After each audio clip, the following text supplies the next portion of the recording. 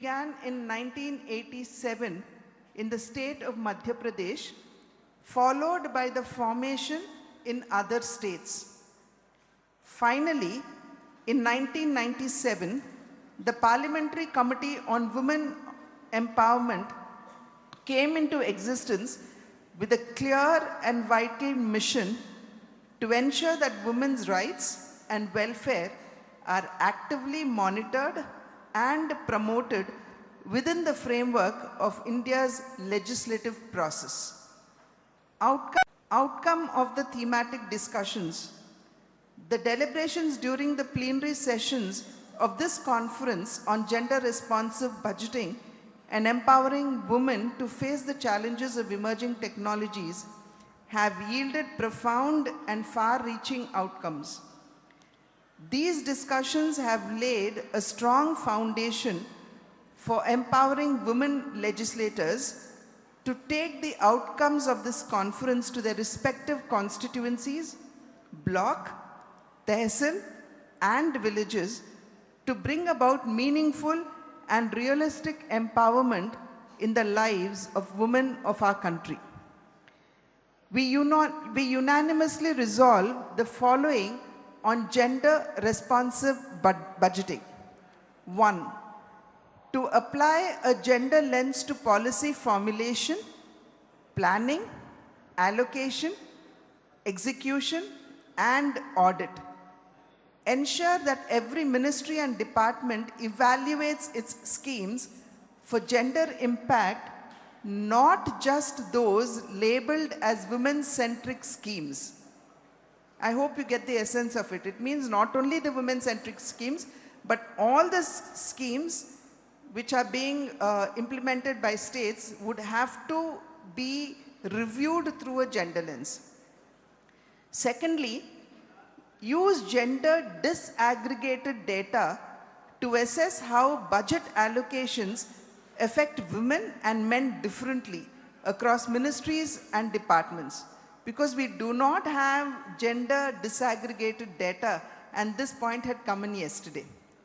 Third, enhance budgetary allocation towards indicators of human development, that is healthcare, education, industrial and vocational training, skill development, and entrepreneurship of women to scale up their employability, career prospect, and health. These will enable the women to play their role in achieving the goal of Viksit Bharat. 4. Monitor outcomes through tools like beneficiary assessments. 5. To publish annual gender budget statements to track allocations and outcomes. This normally is not done, so we have put that in the resolution.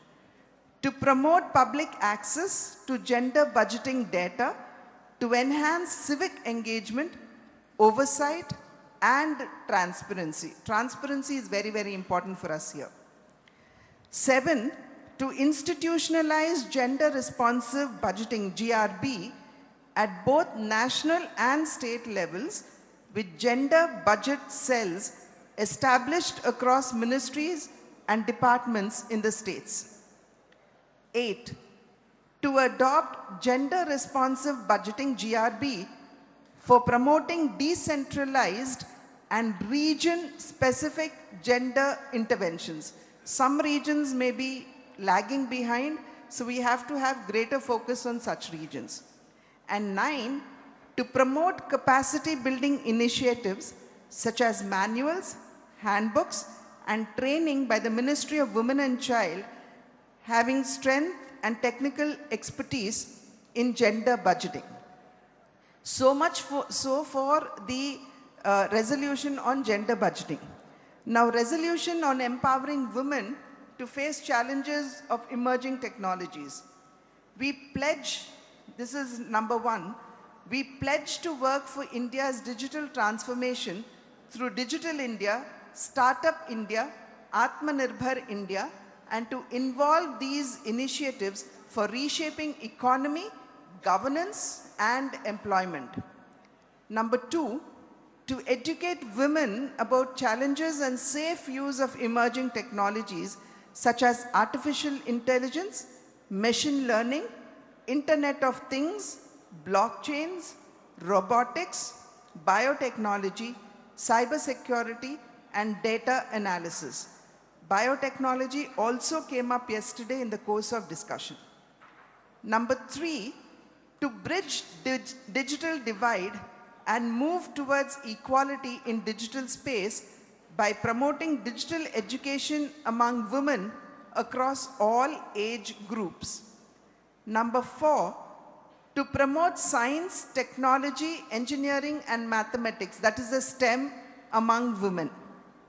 5, to promote awareness among women about cybercrimes and frauds and train them to use cyberspace securely. Number 6, equal access to digital resources in terms of affordable internet in rural areas and making women active creator of technology rather than a passive consumer. Number 7, special focus on digital literacy program for women on similar lines of adult literacy mission. This would conclude the resolution on the challenges that women face in terms of emerging technology. To conclude, we would say, we the chairpersons and members of parliamentary and legislative committees for the empowerment of women unanimously resolve to dedicate ourselves to the advancement of women's education, health, safety, dignity, and self-reliance. United in purpose and commitment, we pledge to champion women-led development as a cornerstone of national progress and to actively contribute to the realization of Viksit Bharat 2047. This would be the resolution that we would actually be adopting today. If it is acceptable to all and you feel this is comprehensive enough, we will immediately adopt the resolution today. So to conclude, we would only add, adopted by the chairpersons and members of the committee on the empowerment of women of parliament and state UT legislative bodies on this day, the 15th of September, 2025 at Tirupati, Andhra Pradesh. Yeah? So we adopt the resolution. Thank you. Thank you all.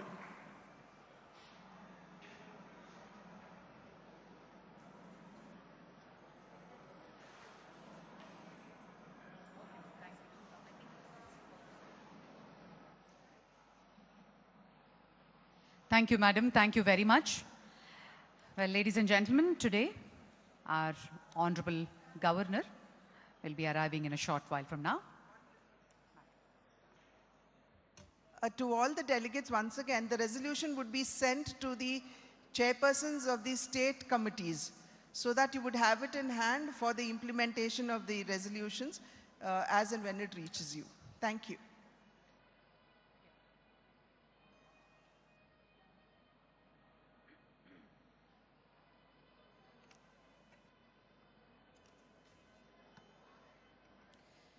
Marking the valedictory function, His Excellency Shri S. Abdul Nazir Ji, Honorable Governor Andhra Pradesh, has just arrived and is being escorted with all the delegates, taking a salute from the Andhra Pradesh Police Guard of Honor.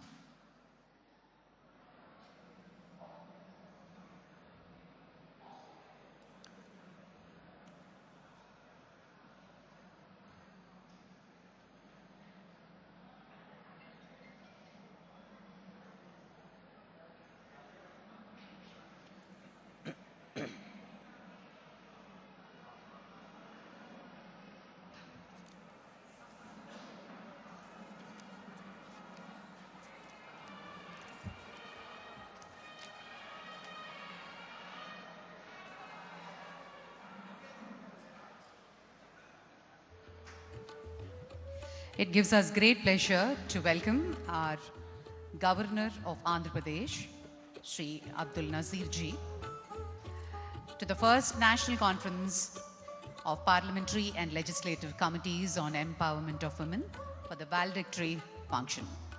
It gives us great pleasure to welcome our Honorable Speaker Lok Sabha, Shri Om Birla Ji, our Honorable Speaker, Andhra Pradesh Legislative Assembly, Shri Ayanna Patrudu Garu, Dr. Purandeshwari Garu, Srimati Gauru Charita Reddy Garu,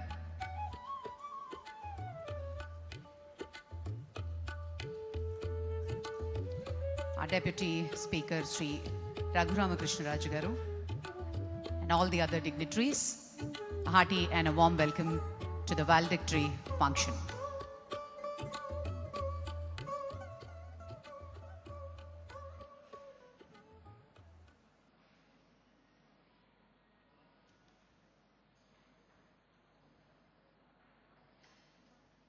May I request all of you to kindly rise for the national anthem, followed by the state song of Andhra Pradesh.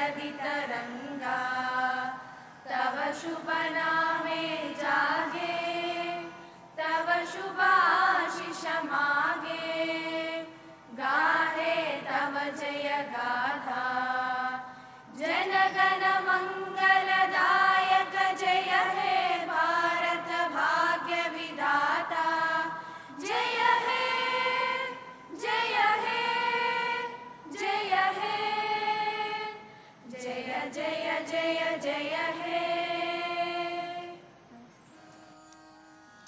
మా తెలుగు తల్లికి మల్లె పూదండ మా కన్న తల్లికి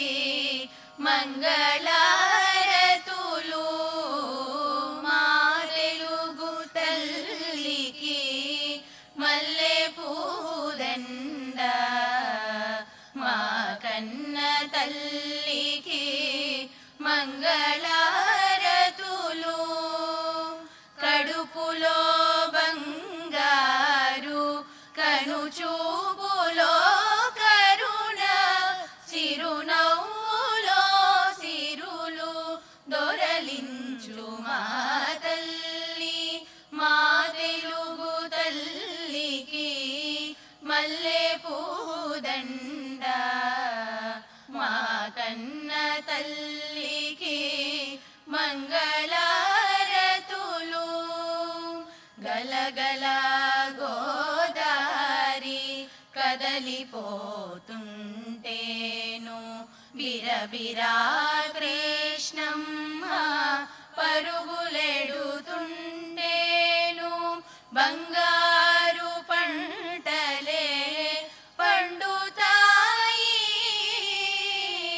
మురిపాల ముత్యాలు దొరలుతాయి మా తెలుగు తల్లికి మల్లె పూదండ మా కన్న తల్లికి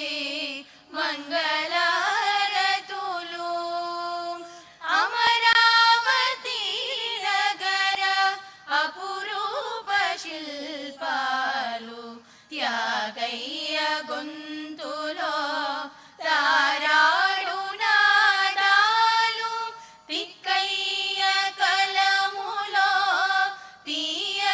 తీయందనాలు నిత్యమై నిఖిలమై నిలచియుండేదాకా రుద్రమ్మ భుజ శక్తి మల్లమ్మ పతి భక్తి తిమ్మరు సుధీయుక్తి కృష్ణరాయల కీర్తి మా చెవులు రింగుమని మారు మ్రోగేదాకా నీ ఆటలే ఆడుతా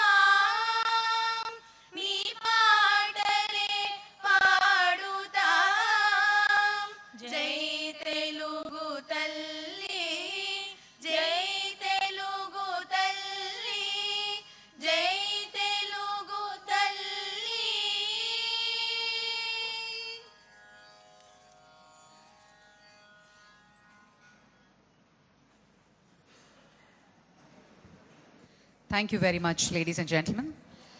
Felicitation to the Honorable Governor by Sri Chintakaila Ayyana Patrudu, Honorable Speaker, Andhra Pradesh.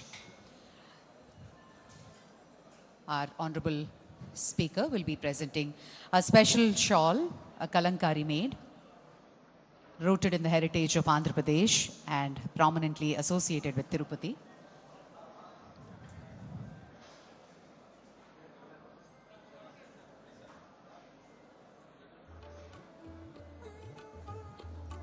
And a special memento.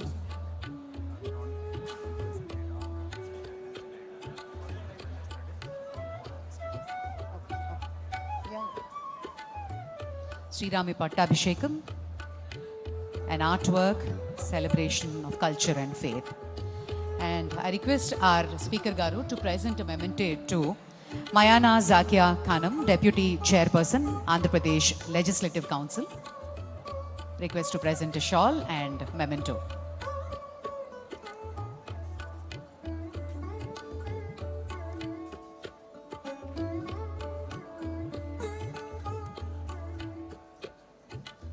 Shri Venkateshwara Idol to Madam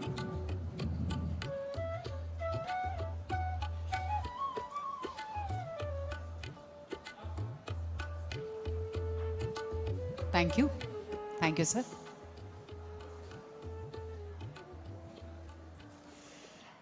Ladies and gentlemen, I now request Srimati Gauru Charita Reddy Garu, Honorable Chairperson of Committee on Welfare of Women, Children, Disabled and Old Aged, Andhra Pradesh Legislature, to address the gathering.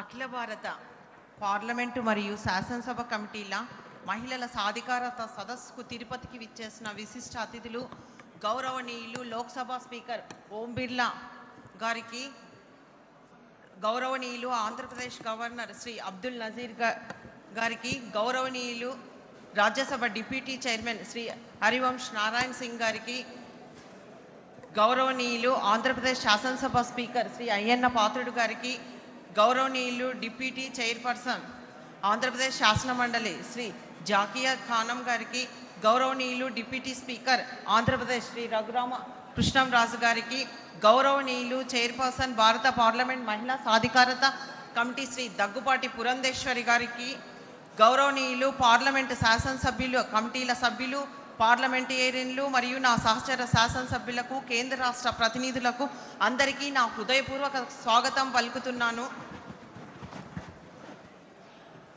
మహిళా సాధికారికత కోసం all India first national conference of parliamentary and legislative committee సదస్సు పవిత్రమైన తిరుపతి నగరంలో ముగుస్తున్న సమయంలో మనమందరం ముఖ్యమైన మార్గదర్శకను సాధించామని గర్వంగా చెప్పగలను.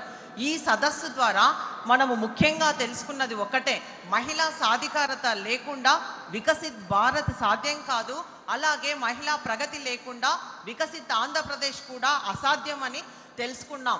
ఈ 2 రోజుల్లో మహిళా సాధికారతకు గొప్ప ఆలోచనలు, అభిప్రాయాలు వినే అదృష్టం మనకందరికీ లభించింది. భారతదేశంలో మహిళా సాధికారతను మరింత ముందుకు తీసుకువెళ్ళడానికి ఈ సమీక్షా సమావేశం ద్వారా స్పష్టమైన మార్గాలను కూడా గుర్తించడం జరిగింది. ఈ సదస్సులో జెండర్ బడ్జెటింగ్ విషయంలో స్థానిక అవసరాలకు అనుగుణంగా మహిళా సాధికారతకు ప్రతిభావంతంగా తీసుకెళ్లడానికి మన అభిప్రాయాలను పంచుకోవడమైనది. విజనరీ లీడర్ గౌరవనీయులు మా రాష్ట్ర మంత్రివర్యులు నారా చంద్రబాబు నాయుడు గారు 30 సంవత్సరాల కిందనే ముందు చూపుతో మహిళా సాధికారత కోసం డ్వాక్రా ఉద్యమం ద్వారా 1 కోటి మంది గ్రామీణ పట్టణ నిరుపేద మహిళలను సంఘటితం చేయడం జరిగింది.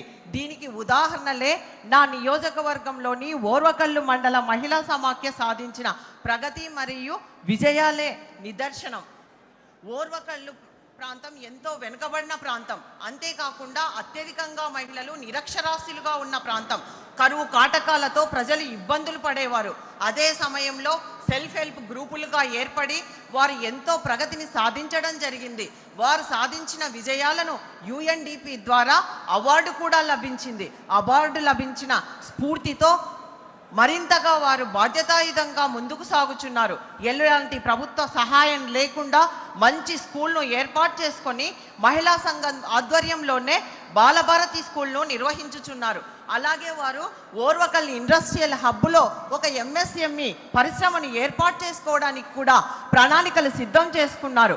అంతేకాకుండా అక్కడ ఉన్న నిరుద్యోగ యువతీ యువకులకు స్కిల్ డెవలప్మెంట్ సెంటర్ను ఏర్పాటు చేసి ఉచితంగా శిక్షణ ఇచ్చి చదువుకున్న యువతీ యువకులకు ఉద్యోగ ఉపాధి అవకాశాలు కల్పిస్తున్నారని కూడా తెలియజేయడానికి నేను ఎంతో గర్వపడుతున్నాను.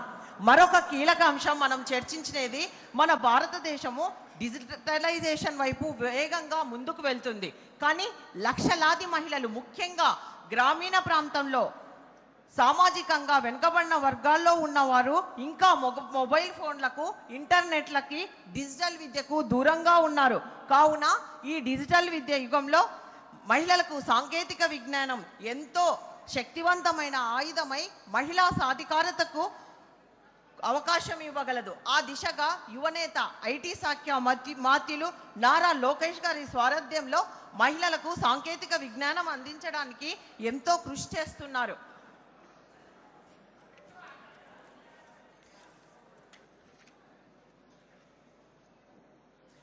మహిళా సాధికారత కోసం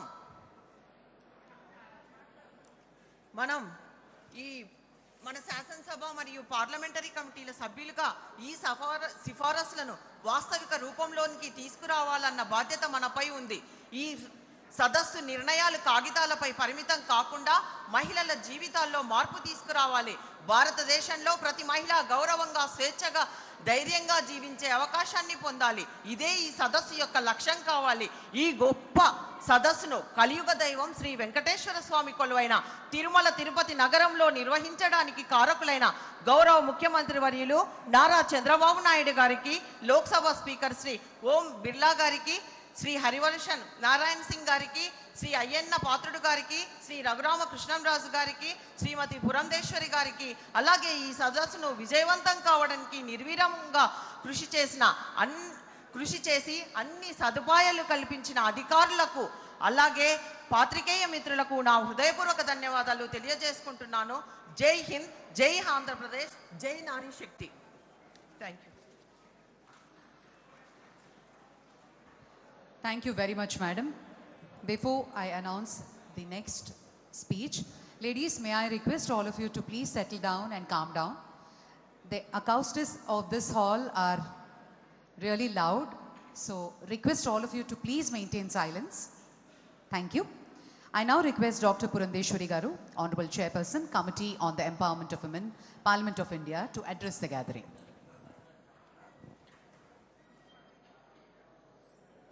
Honorable Speaker,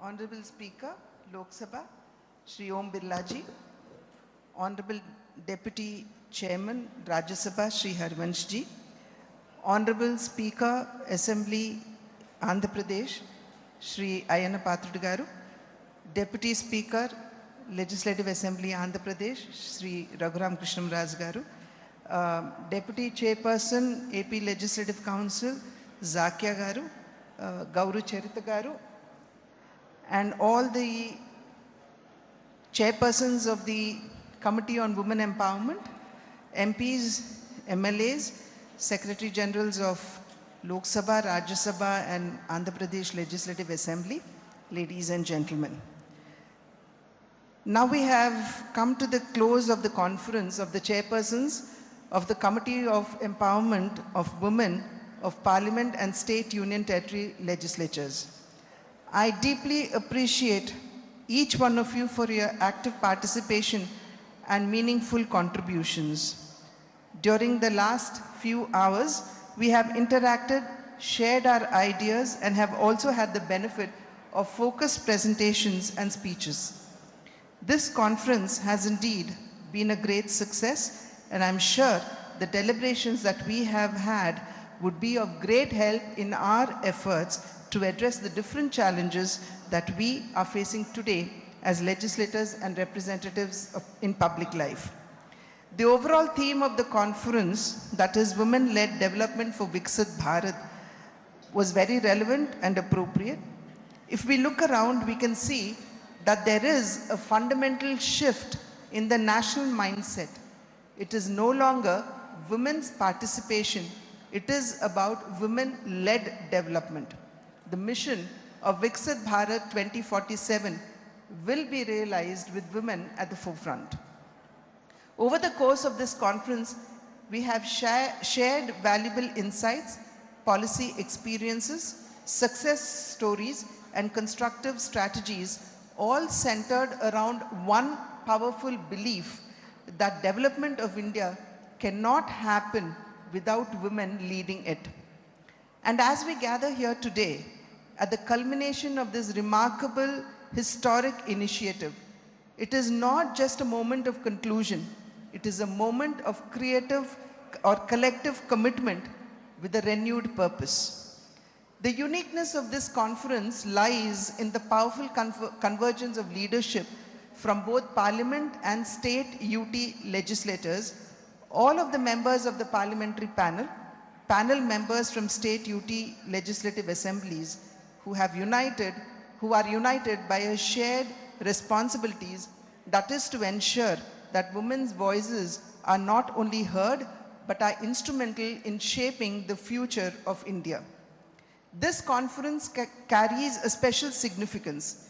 It is a reflection of the prevailing and growing reality. During the plenary discussions of the conference, we discussed two sub-themes. They were gender-responsive budgeting and empowering women to face the challenges of emerging technologies. It was an educative experience for all of us to have exchanged views on these themes.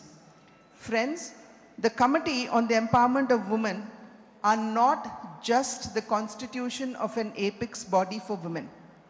Let us remember that we are the custodians of change. We play a pivotal role in scrutinizing policies, examining implementation, protecting rights, and ensuring justice and equity for the women of our country. The mandate of the committee is to review and monitor the measures taken by the governments in direction of securing for women equality, status, and dignity in all spheres. The functions of the committee include considering the reports submitted by the National Commission for Women and to report the measures taken by the Union government for improving status conditions of women. And in today's context, our role becomes even more critical as we move from the phase of women's empowerment to the next milestone, and that is women-led development. Honorable Prime Minister Shri Narendra Modi ji's vision of a Viksit Bharat by 2047 outlines an India that is prosperous, inclusive, resilient, and globally competitive. In this vision, Nari Shakti is not on the sidelines. She is in front, she is in the center, leading India's growth journey in every sector, be it education, health, economy, governance, or innovation. This marks a paradigm shift. Indian women are no longer passive participants but strategic leaders across diverse fields like space, civil services, and innovation. From Chandrayaan 3's Kalpana Chawla to Aditya Nigar Shaji, women have led India's space glory. No longer is development being done for women, it is being done by women and, more importantly, led by women. From village-level entrepreneurs to CEOs of global firms, from ASHA workers to IAS officers, from local panchayat members to members of parliament, women are increasingly at the helm of change. It is this leadership we must now institutionalize, nurture, and scale. It is astonishing to note that women's participation in formal workforce is rising significantly with 1.56 crore women joining self-employment. Self-employment itself has grown by 30% in recent years, reflecting increasing economic independence. The government's focus has shifted from women's development to women-led development, supported by 70 centrally sponsored schemes and 400 schemes supported by the states in promoting women entrepreneurship. Gender budgets have surged by 429% over the last decade. Programs like Startup India, Pradhan Mantri Mudra Yojana, the Pradhan Mantri Swanidhi have empowered women entrepreneurs and street vendors, while women-led MSMEs have doubled and generated millions of jobs. Women now play a crucial role in India's economic expansion, with the government committed to fostering an inclusive environment that empowers Nari Shakti through education, skills, and equal opportunities, driving India towards a developed nation. This shift towards women-led development reflects a broader, more collaborative and empathetic approach to leadership focused on long-term growth. I wish to place on record my sincere thanks to Sudha Murthy ji, Mahima ji, the member of the Parliamentary Committee on Empowerment of Women, Ms. Lokam Nagamadhavi ji, Srimati Grishma Kavali, and members of the Women Empowerment Committee of Andhra Pradesh Legislative Assembly for presiding over the thematic sessions and smooth conduction and deliberations. Also, I would like to thank all the chairpersons and members of the legislative committees for their enthusiastic participation and for sharing best practices, challenges, and the way forward to overcome the challenges. Based on the enriching discussions we've had during the two thematic sessions of the conference, our collective leadership can and must chart the pathway forward to transform every policy into an opportunity for women to lead by strengthening monitoring mechanisms. We must ensure the effective implementation of key government schemes focused on women's welfare and empowerment. Mainstreaming gender in all legislations as conducting gender impact assessment of all laws and rules. As we conclude this conference, I urge each one of us to return to our respective states and union territories, not just with reports and proceedings, but with a renewed sense of mission. Let us convert this learning, let us convert every learning here into a legislative initiative, a community program, a monitoring intervention, or a policy recommendation. Let this not be a one-time dialogue, but the beginning of a networked movement where we all work in synergy, learning from each other's experiences, amplifying each other's efforts. This conference is a beginning only.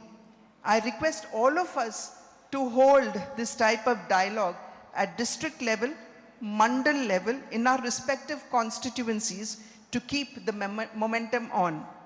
To have a realistic implementation and greater impact, let us also hold two levels of dialogue with people's representatives, that is the Jan Pratinidhi, including the grassroots representatives and the self-help groups. I would also request the MLAs who have come all the way to participate in this historic conference to initiate action for the formation of women-led related committees in their respective states, so that all states and UTs will have women empowerment committees to give impetus to women-related issues. Together, let us build a Bharat where every girl child dreams big, every young woman is raised with courage, and every citizen respects and supports her leadership in homes, in workplaces, and in the nation. As the Honorable Prime Minister rightly said, "Ye Amrit Kal Nari Shakti ki Kakal hai." Let us ensure that this spirit becomes the defining force of our journey towards a just, equitable, and developed India, or a Viksit Bharat. Let us always remember that women-led development isn't just a policy. It is a powerful movement shaping the India of tomorrow, an India where women are at the forefront, not just as beneficiaries of progress, but as the very architects of it.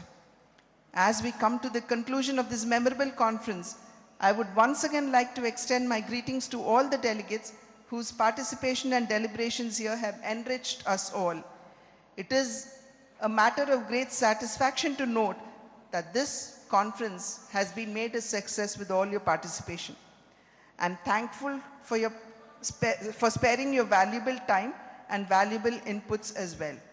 I take this opportunity to thank the Honorable Speaker of the Lok Sabha, Shri Om Birla Ji. The initiative to hold a historical national conference of this magnitude was his inspiration. Honorable Speaker's guidance and encouragement at every stage has made this conference a big success.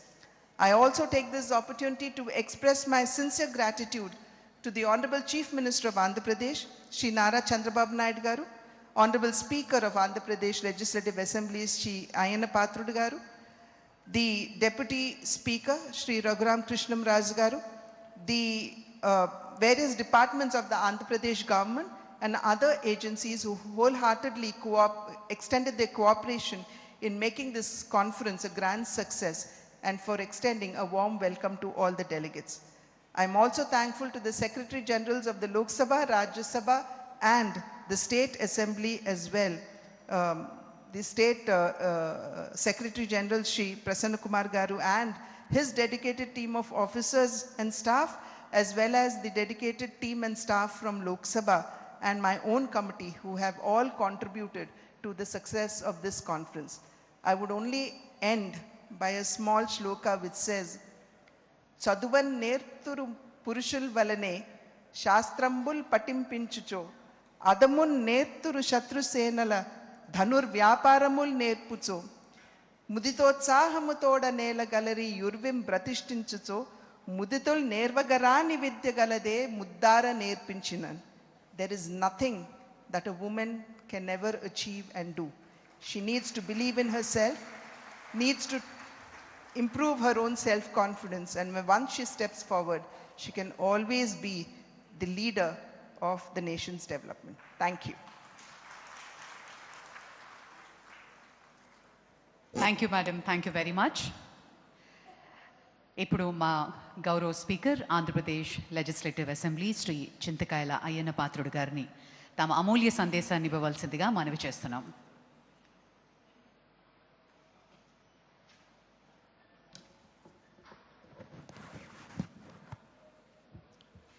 నమస్కారం to everybody.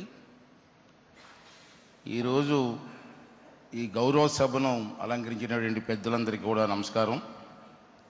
ఈ 2 రోజుల పాటు జరిగినటువంటి first national conference of parliamentary and legislative committees of empowerment of women చాలా మంచి subject take up చేయడం జరిగింది. ఏ రాష్ట్రమైనా, ఏ దేశమైనా, ఏ గ్రామమైనా అభివృద్ధి చెందాలంటే నారీమణులు ముందుకు రావాలి. అంచేత వాళ్ళకి ఇంపార్టెన్స్ ఇవ్వాల్సిన అవసరం ఉంది, ఎడ్యుకేట్ చేయవలసిన అవసరం ఉంది, సమాజ సేవలో భాగస్వాములు చేయవలసిన అవసరం ఉందని చెప్పి నేను భావిస్తున్నాను.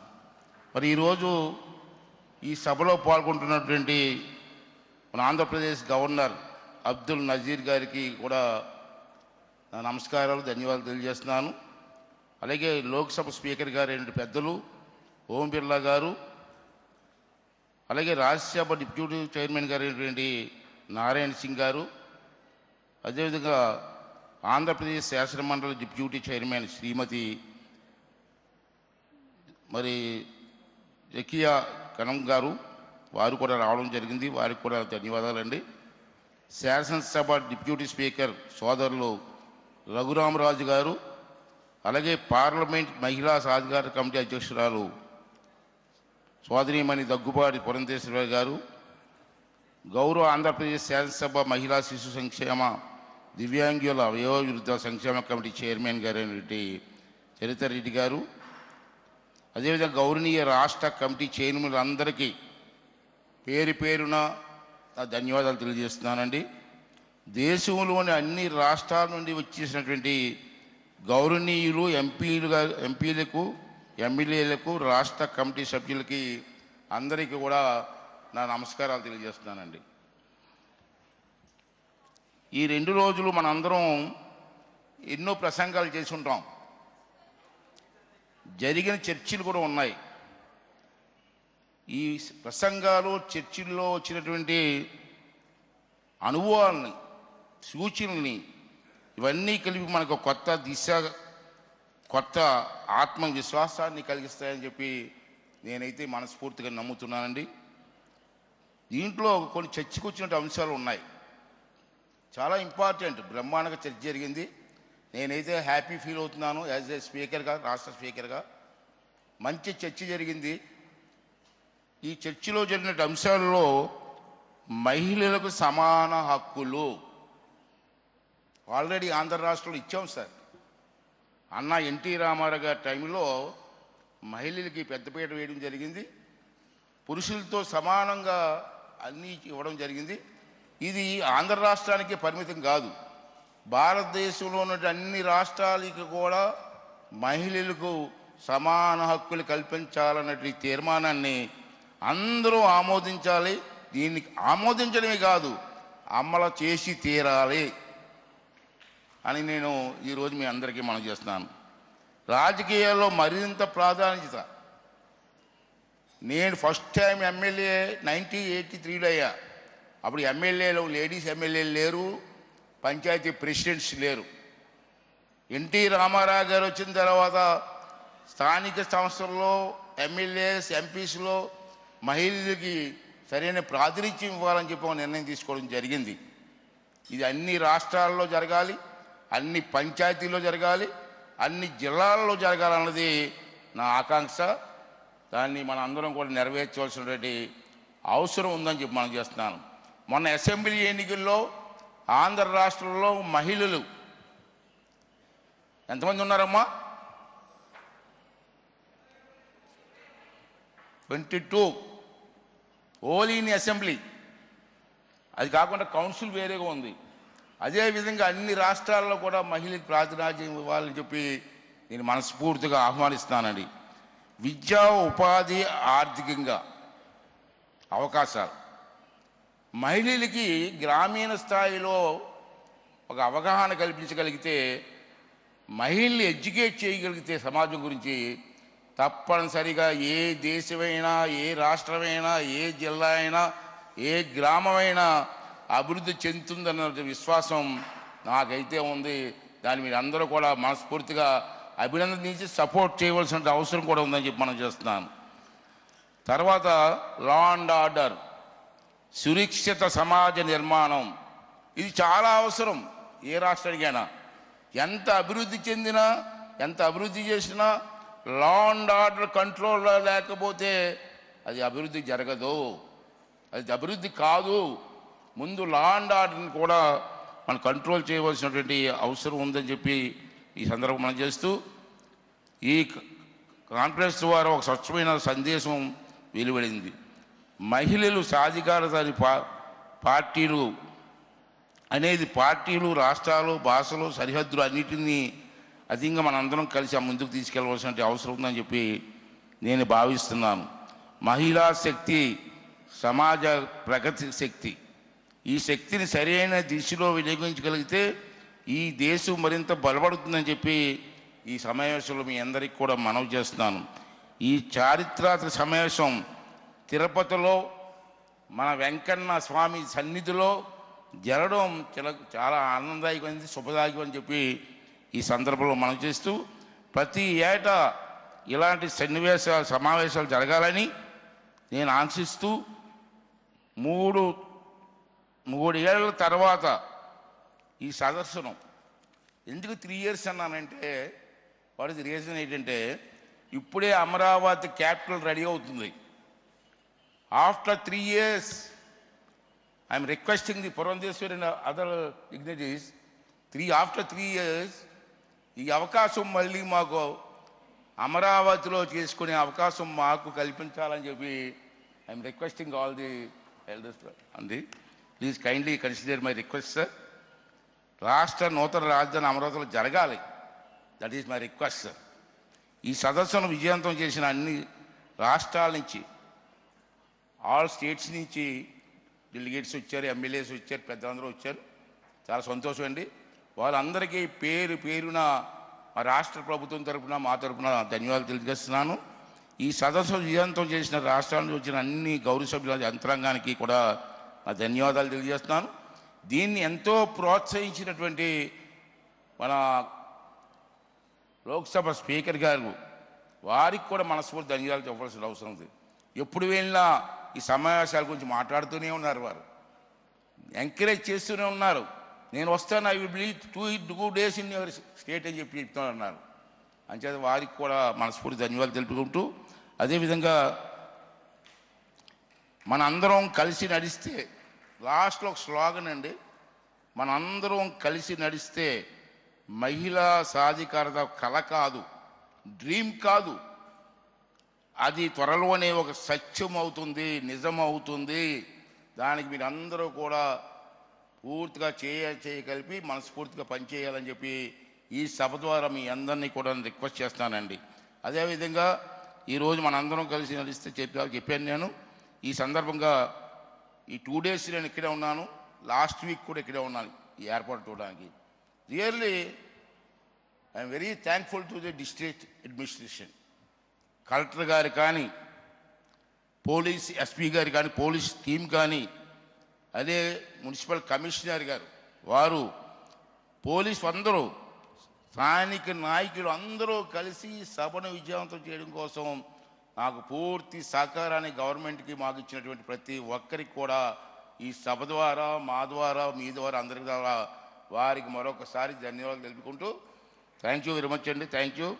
జై హింద్, జై Andhra Pradesh. Thank you sir. Thank you, sir. Thank you very much. I now request our Honorable Deputy Chairman Rajya Sabha, Shri Harivansh Narayan Singh Ji, to address the gathering.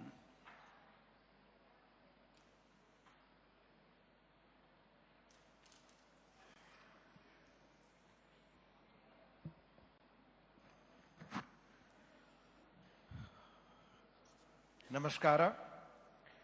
Honorable Governor Andhra Pradesh, Mahamahim S. Abdul Nazir Ji, Honorable Lok Sabha Speaker, respected Sri Om Birla Ji, Honorable Speaker Andhra Pradesh, Sri N. Patrudu Garu, Honorable Deputy Speaker of Assembly, Raghu Ramakrishna Raju Garu, Honorable Chairperson Committee on Empowerment of Women, Srimati Daggu Bati Purandeshwari Ji, Honorable Deputy Chairperson Andhra Pradesh Legislative Council, Srimati Maina Jhakia Khanam Ji, Chairperson of Committee on Welfare, Women, Children, Disabled and the Old Aged, Srimati Gauru Charita Reddy Ji, Honorable Members of Parliament, members from various state legislatures and committees, Secretary General Lok Sabha and other dignitaries. We are privileged to have the Honorable Governor here, a remarkable legal luminary whose public conduct has a lot of respect from all of us, has shaped the nation through his work in the judiciary. I hope all of you had the opportunity to seek blessings of Lord Sri Venkateshwar. It has been a privilege for all of us to meet in this holy city for this conference. Further, the warm hospitality extended by Andhra Pradesh Legislative Assembly, especially the Speaker of the Assembly and Deputy Speaker who made us feel at home. We must also commend the work of our Chairperson Purandeshwari Ji, who ensured all of us get our darshan smoothly and personal care and attention to each of us. Honorable members, Andhra Pradesh is a land of rich culture, heritage and also seamlessly merges as a symbol of modern India's development. Through various phases in history, the state has contributed many great philosophers, thinkers, writers, social reformers. Their work has inspired the nation.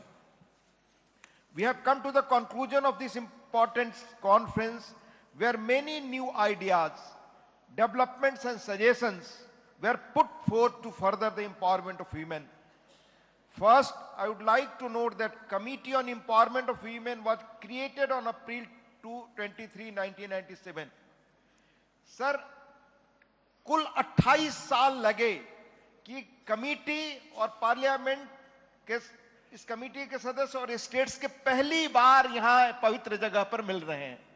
मैं इसके लिए लोकसभा के speaker और पुरेंद्र श्री जी को जितना भी धन्यवाद दे सकूं वो कम है। 28 वर्षों बाद वीमेन इक्वलिटी का यह महत्वपूर्ण कॉन्फ्रेंस यहां हो सका है आप दो के सौजन्य से।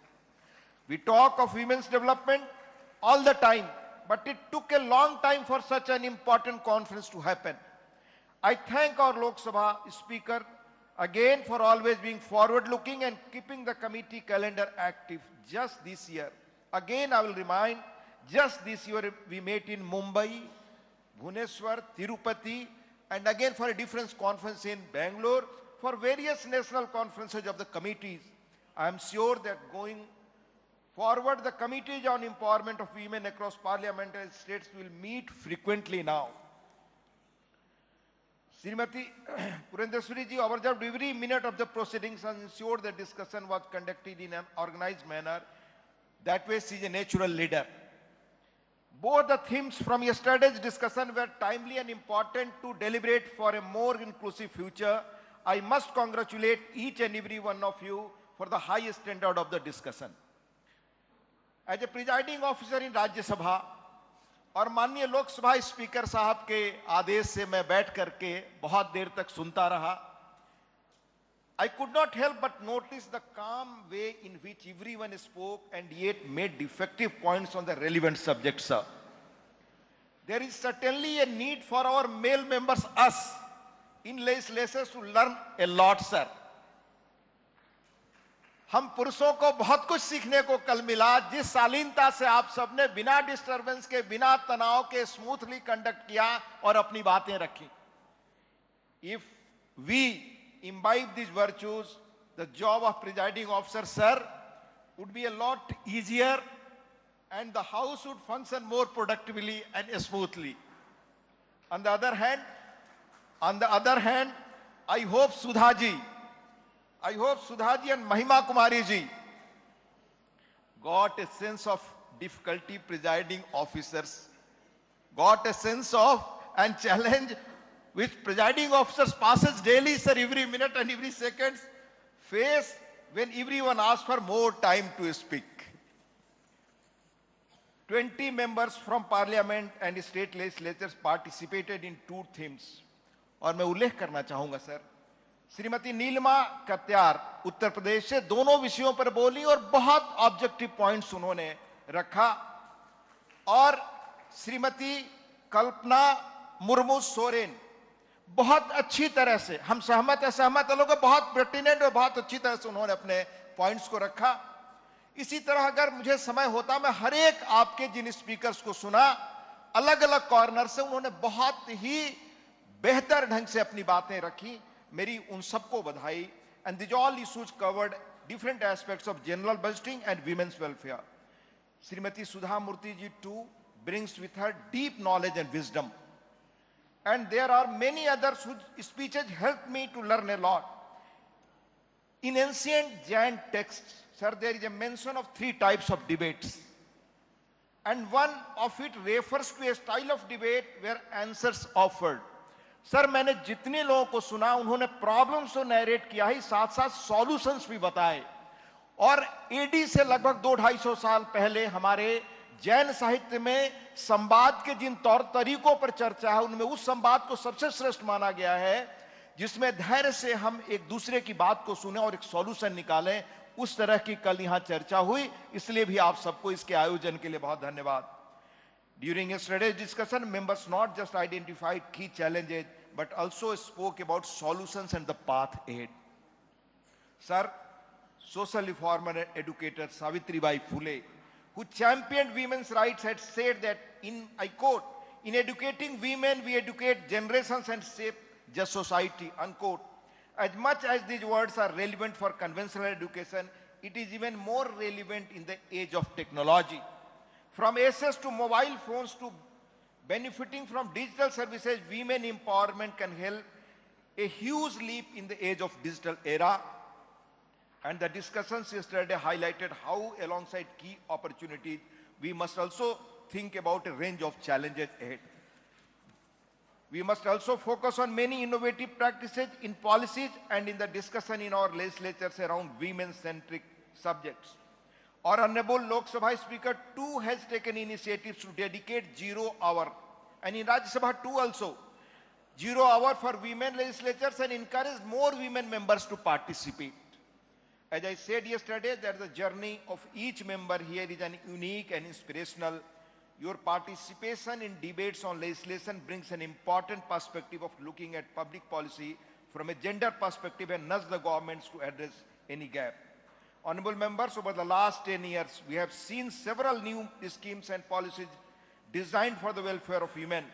Prime Minister Honorable Narendra Modi ji has routinely emphasized the empowerment of women is necessary for India's development in 21st century. And many of the schemes have directly impacted the quality of life of women, even improved awareness in the society about girl child through the Beti Bachao, Beti Padhao campaign. In addition, the positive impact of these policies, we are also seeing many remarkable achievements by women, जिसके बारे में भी बहुत अच्छी तरह से आपने बताया. On May 30, 2025, the National Defense Academy marked a historic milestone as 17 female cadets graduated for the first time. The strong message to the world sent by 2 women officers during Operation Sindoor has inspired all of us. Earlier in June, Honorable Prime Minister Modi ji inaugurated the historic Chenab Bridge, and I will mention दुनिया की सबसे बड़ी जो घाटी पर जो bridge बना Chenab bridge to provide railway connectivity, पूरे दुनिया में पूरे विश्व की सबसे बड़ी ये कनेक्टिविटी पुल की बनी रेलवे की. It is the world's highest rail bridge. But who made even more proud is the work of G Madhavi Latha, a professor at the Indian Institute of Science. She played an important role across 17 years of the project. 17 वर्षों तक project पर काम करके उस महिला के सौजन्य से दुनिया का सबसे बड़ा रेल ब्रिज भारत ने बनाया. And it was not usual work. Using her geological expertise, she innovated in real time to overcome various geographical problems that came in the way.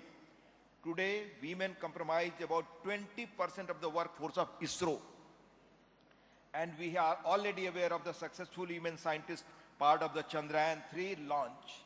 Women achieving glory in the STEM sector is remarkable, not just for the profession, but it's also a platform for social change. These developments force people to change their thinking about role of women. अंत में 2 point और मैं mention करना चाहूंगा. Honorable members, during the discussion on gender budgeting, there were many interesting points raised, but one aspect that we must all think about is the efficiency of budget and also how to expand the revenues to finance our needs. आज दुनिया में आर्थिक ताकत ही मूल है, और ये आज की बात नहीं है. आज जो दुनिया के जियो पॉलिटिक्स से अगर आप इकोनॉमिक पावर नहीं है तो nobody bothers for you. It's a simple truth. आज भारत दुनिया की चौथी बड़ी अर्थव्यवस्था है, दुनिया केयर करती है उसको. बहुत पहले चाणक्य जी ने पहला एम्पायर खड़ा किया. उन्होंने कहा था कोष मूलो दंड, अर्थात राजकोष ही रीढ़ है, राजकोष का खजाना ही देश की रीढ़ है. कल मैं जब आपका बजट पर चर्चा सुन रहा था, everyone speaks about increasing the budget for particular sector or ministry. Definitely there are valid grounds, but at the same time we must also look at the quality of spending and whether every rupee spent is giving us the best outcomes. मैं जब parliament में आया तो माननीय सदस्यों को budget पर बोलते हुए सिर्फ ये सुनता था, डिफेंस में ये बढ़ा दें, एडुकेशन में ये बढ़ा दें, बड़े देश इतना खर्च करते हैं, भारत इतना खर्च करता है. पर किसी ने, बहुत कम लोग, रेयर मैंने सुना कि पैसा आएगा कहां से, income from where it will come. हम उस पर भी गौर करें. एंड आई अर्ज every committee of the respective states and parliament to think about this and adopt innovative way in communicating the importance of gender budgeting to the government and income kahan se generate hoga.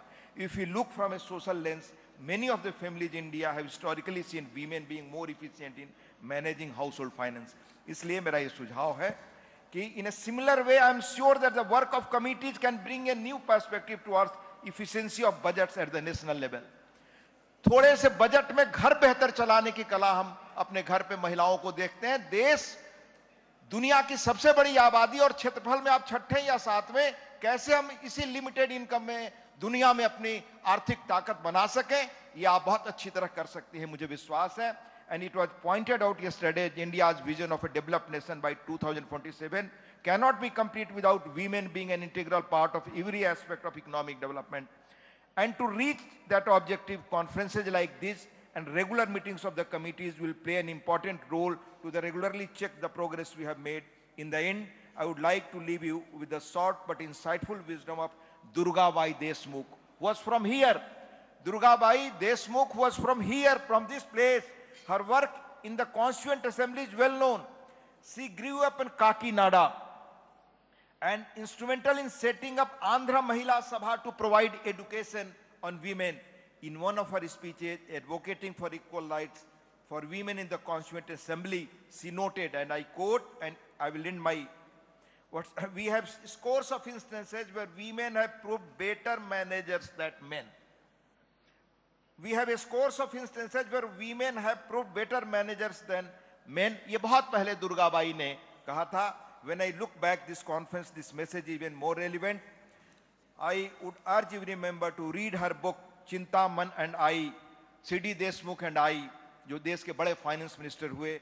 That shows her remarkable journey and will remain an inspiration for all of us. In the end, again, I once again thank the Honorable Speaker Andhra Pradesh for his warm hospitality. I thank the officers of Andhra Pradesh Legislative Council, Assembly, Honorable CM Chandrababu Naidu ji, officers of Lok Sabha, staff of Andhra Pradesh government and media persons. Thank you. Jai Hind, Jai Andhra.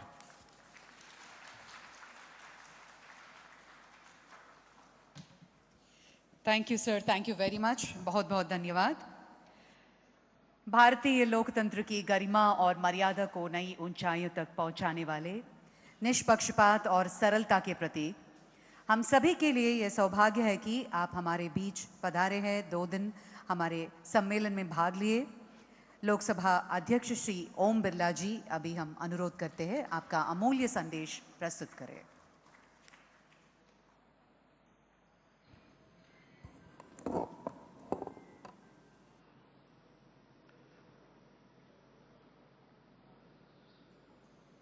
महिला सशक्तिकरण में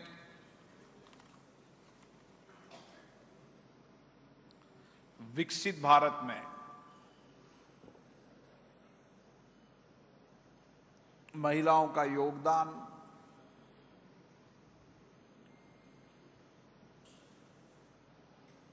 और इस देश के अंदर देश की सामाजिक, आर्थिक, समाज में परिवर्तन करने के लिए महिलाओं का जो योगदान रहा और महिलाओं ने देश के अंदर अलग अलग क्षेत्रों के अंदर सामाजिक क्षेत्र में, राजनीतिक क्षेत्र में, विज्ञान के क्षेत्र में, टेक्नोलॉजी के क्षेत्र में, अंतरिक्ष के क्षेत्र में, खेलकूद के क्षेत्र में देश के अंदर जो नेतृत्व किया, उस नेतृत्व को और जन सहभागी बनाना, इसके लिए 2 दिन तक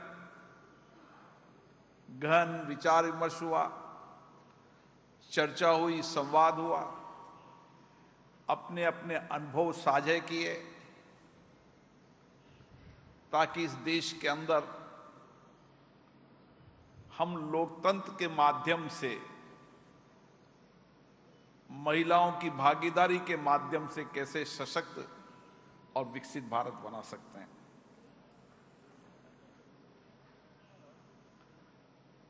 आज हमें खुशी है कि हमारी देश की महिलाएं लगातार हर क्षेत्र में नेतृत्व कर रही हैं और यही हमारे लोकतंत्र की ताकत है. आज अंतर्राष्ट्रीय लोकतंत्र दिवस है. दुनिया के अंदर भारत का लोकतंत्र आजादी का बाद का लोकतंत्र नहीं है। भारत का लोकतंत्र हमारी प्राचीनतम हर पद्धति के अंदर, हमारे हर कार्य के अंदर, हमारे लोक व्यवहार में, हमारे चिंतन में, हमारे कार्य में हमेशा लोकतंत्र रहा है। इसलिए भारत को लोकतंत्र की जननी कहते हैं। आज इस भारत की लोकतंत्र की जननी में अंतर्राष्ट्रीय लोकतंत्र दिवस पर आप सबको बहुत बहुत शुभकामनाएं। और आज इस लोकतंत्र दिवस पर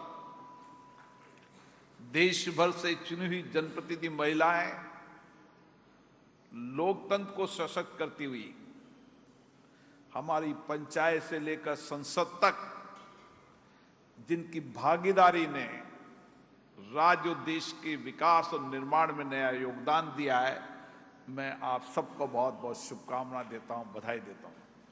आज हम खुशी है कि हमारे बीच में महामहिम राज्यपाल महोदय सैयद अब्दुल नजीर जी का हम हार्दिक अभिनंदन करते हैं, स्वागत करते हैं। निश्चित रूप से उनके मार्गदर्शन से जो उनका अनुभव है, ज्ञान है, हम सबको नई दिशा मिलेगी। मैं विशेष रूप से हमारी संसदीय समिति के अध्यक्ष जो लंबे समय तक इस प्रदेश में जिन्होंने सामाजिक राजनीतिक नेतृत्व की दिशा दी पूर्णदेश्वरी जी, जिन्होंने एक अच्छे विचारों के साथ, एक अच्छे अनुभव के साथ कुछ संकल्प तय किए, आगे भविष्य का रोड मैप तय किया, ताकि आने वाले समय के अंदर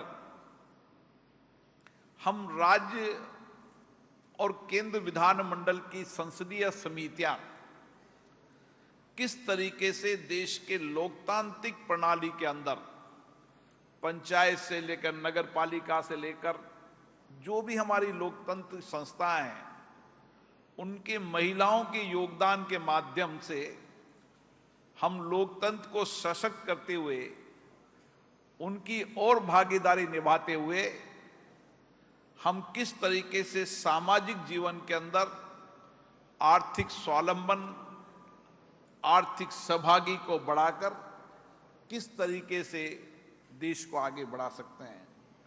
मुझे खुशी है कि सम्मेलन का एक मूल मंत्र निकला। वह मूल मंत्र है, महिलाओं के नेतृत्व के बिना हम विकसित भारत के सपनों को पूरा नहीं कर सकते। और आज इन 2 दिन की चर्चाओं के अंदर महिला प्रतिनिधियों ने इस संकल्प के साथ, इस विचार के साथ कि हम देश के अंदर अपनी महिलाओं को सशक्तिकरण करेंगे, उनको विधायी संस्थाओं में भागीदारी निभाएंगे, महिला शिक्षा, स्वास्थ्य, सुरक्षा, सम्मान, आत्मनिर्भर के लिए स्वयं को समर्पित करते हुए समाज की अंतिम महिला के जीवन परिवर्तन का काम करेंगे। निश्चित रूप से ये संकल्प, ये प्रतिबद्धता, ये एकजुटता इस देश और राष्ट्र को नए विकास की ओर ले जाएगी। और जो विकसित भारत का सपना हमने देखा है, उस विकसित भारत के सपने में आपका सक्रिय योगदान निश्चित रूप से सार्थक होगा। मुझे खुशी है कि 2 दिन तक महिला प्रतिनिधियों ने व्यापक विचार रखे।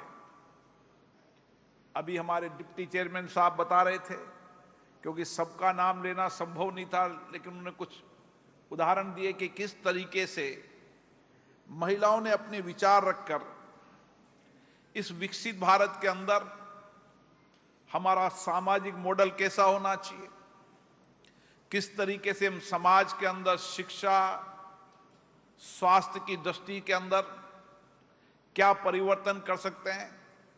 मेरा आपसे आग्रह है कि हम राज्य की सभी समितियां अपने अपने राज्य के अंदर महिला शिक्षा के 100% संकल्प के साथ कार्य योजना बनाएं। हमें अपने अपने राज्य के अंदर जनप्रतिनिधियों का सम्मेलन कर कर और जो सामाजिक क्षेत्र के अंदर जो काम कर रही महिलाएं हैं, जिन महिलाओं ने शिक्षा के क्षेत्र में अच्छा काम किया, जिन्होंने महिला शिक्षा के रूप में अच्छा काम किया, हमें गर्व होना चाहिए। ये देश वो देश है जहां पर महिला शिक्षा के लिए रोका जाता था। उस समय माता सावित्रीबाई फुले ने आंदोलन किया, संघर्ष किया, सामाजिक कुरीतियों के खिलाफ लड़ाई लड़ी और एक शिक्षिका के रूप में काम करते हुए आज देश यहां पहुंचा है कि हमारी हर महिला, हर बेटी शिक्षित है। और शिक्षित, दीक्षित और टेक्नोलॉजी से, विज्ञान से लेकर अंतरिक्ष तक दुनिया का कोई क्षेत्र नहीं जिस क्षेत्र के अंदर भारत की महिला नेतृत्व नहीं कर रही। ये दौर, ये कालखंड भी हमने देखा था, आज ये कालखंड भी हमारा है। इसलिए हमें प्रदेश के अंदर सामाजिक मुद्दों पर चर्चा करना चाहिए। हमने महिला शिक्षा के अंदर जिन महिला ने नेतृत्व अच्छा किया, जिन्होंने सामाजिक जीवन में परिवर्तन करने का काम किया, मेरा एक और आपसे निवेदन है। मैं अभी भी गांव में जाता हूं तो मैंने एक अनुभव देखा कि 65-70 साल की महिलाएं अभी बड़ी मात्रा में अशिक्षित है। तो मैं एक दिन अखबार में पढ़ रहा था, महाराष्ट्र के एक अखबार में दादी नानी का विद्यालय था, जिस दादी नानी विद्यालय के अंदर दादी भी पढ़ने आती थी, नानी भी पढ़ने आती थी। और उस दादी नानी के उस विद्यालय के अंदर, उस गांव के अंदर किसी भी उम्र की, चाहे 99 साल की, 90 साल की, किसी भी उम्र की महिलाओं को उन्होंने शिक्षित करने का संकल्प लिया और 100% उस गांव के अंदर महिला शिक्षित हो।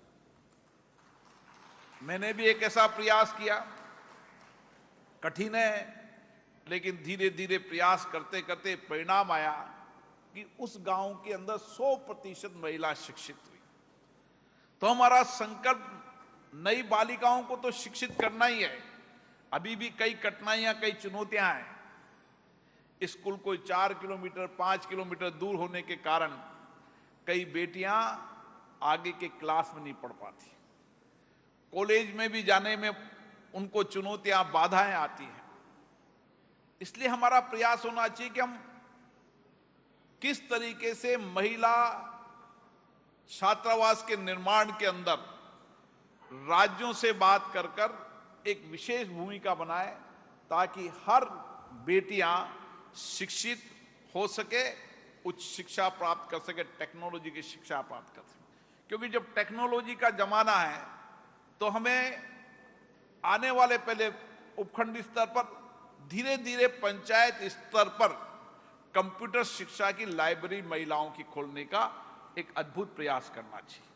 मैंने ये प्रयास को देखा, इसलिए मैं कह रहा हूं कि कुछ महिलाओं ने प्रयास किया और उस गांव के अंदर 100% बच्चियों को, माताओं को कंप्यूटर की शिक्षा देकर, टेक्नोलॉजी की शिक्षा कर कर, और एक गांव तो ऐसा निकला जिस गांव के अंदर आईटी सेक्टर के अंदर 40% बेटियां देश और दुनिया के अंदर आईटी के अंदर काम कर रही है। ये इसलिए मुझे हमारी पूर्व अध्यक्ष ने कहा कि जिन महिलाओं ने अलग अलग क्षेत्रों में काम किया है, जिन्होंने लोगों के सामाजिक आर्थिक जीवन में परिवर्तन किए, उनके उदाहरण से हम नई प्रेरणा ले सकते हैं। मुझे आशा है इस दिशा के अंदर भी हम काम करेंगे। हम सामाजिक एजेंडा पे भी काम करेंगे, हम आर्थिक एजेंडे पे भी काम करेंगे। आज मुझे खुशी है, कई महिला स्वयं सहायता समूह ने आत्मनिर्भर भारत का मॉडल बनाया है। कई महिला स्वयं सहायता समूह ने स्वदेशी के आधार पर अपनी बनाई वस्तुएं, अपने बनाए हुए खाने के सामान, अपनी बनाए हुए प्रोडक्ट को देश नहीं दुनिया के अंदर अपना नया मार्केट ढूंढने का काम किया। जब महिलाएं आर्थिक स्वावलंबन होगी, जितनी महिलाएं आर्थिक अस्वावलंबन होगी, सामाजिक स्तर बढ़ेगा, उतना ही विकसित भारत के कदम हमारे बढ़ते जाएंगे। हमें कोशिश करना चाहिए कि हम हर पंचायत के अंदर महिला स्वयं समूह के माध्यम से, अन्य कोई आर्थिक मॉडल के आधार पर उस गांव में रहने वाली हर महिला को गांव में ही इतना काम मिल जाए कि वह आर्थिक रूप से आत्मनिर्भर हो सके। और इसलिए आर्थिक एजेंडे के मॉडल को भी राज्य सरकारों से मिलकर संसदीय समितियों को कुछ बेहतर मॉडल बनाने का प्रयास करना चाहिए। जब हम आर्थिक स्वावलंबन होंगे, सामाजिक हमारी आत्मनिर्भर होगी, तकनीकी रूप से हम समृद्ध होंगे, तो विकसित भारत के कदम की ओर बढ़ाएंगे। इसलिए महिला नेतृत्व आज देश के अंदर नई दिशा, नया दृष्टिकोण दे रहा है। केवल महिला नेतृत्व दृष्टिकोण ही दे रहा, हमारी आर्थिक सामाजिक क्षेत्र के अंदर बदलाव में विशेष भूमिका निभा रहा है।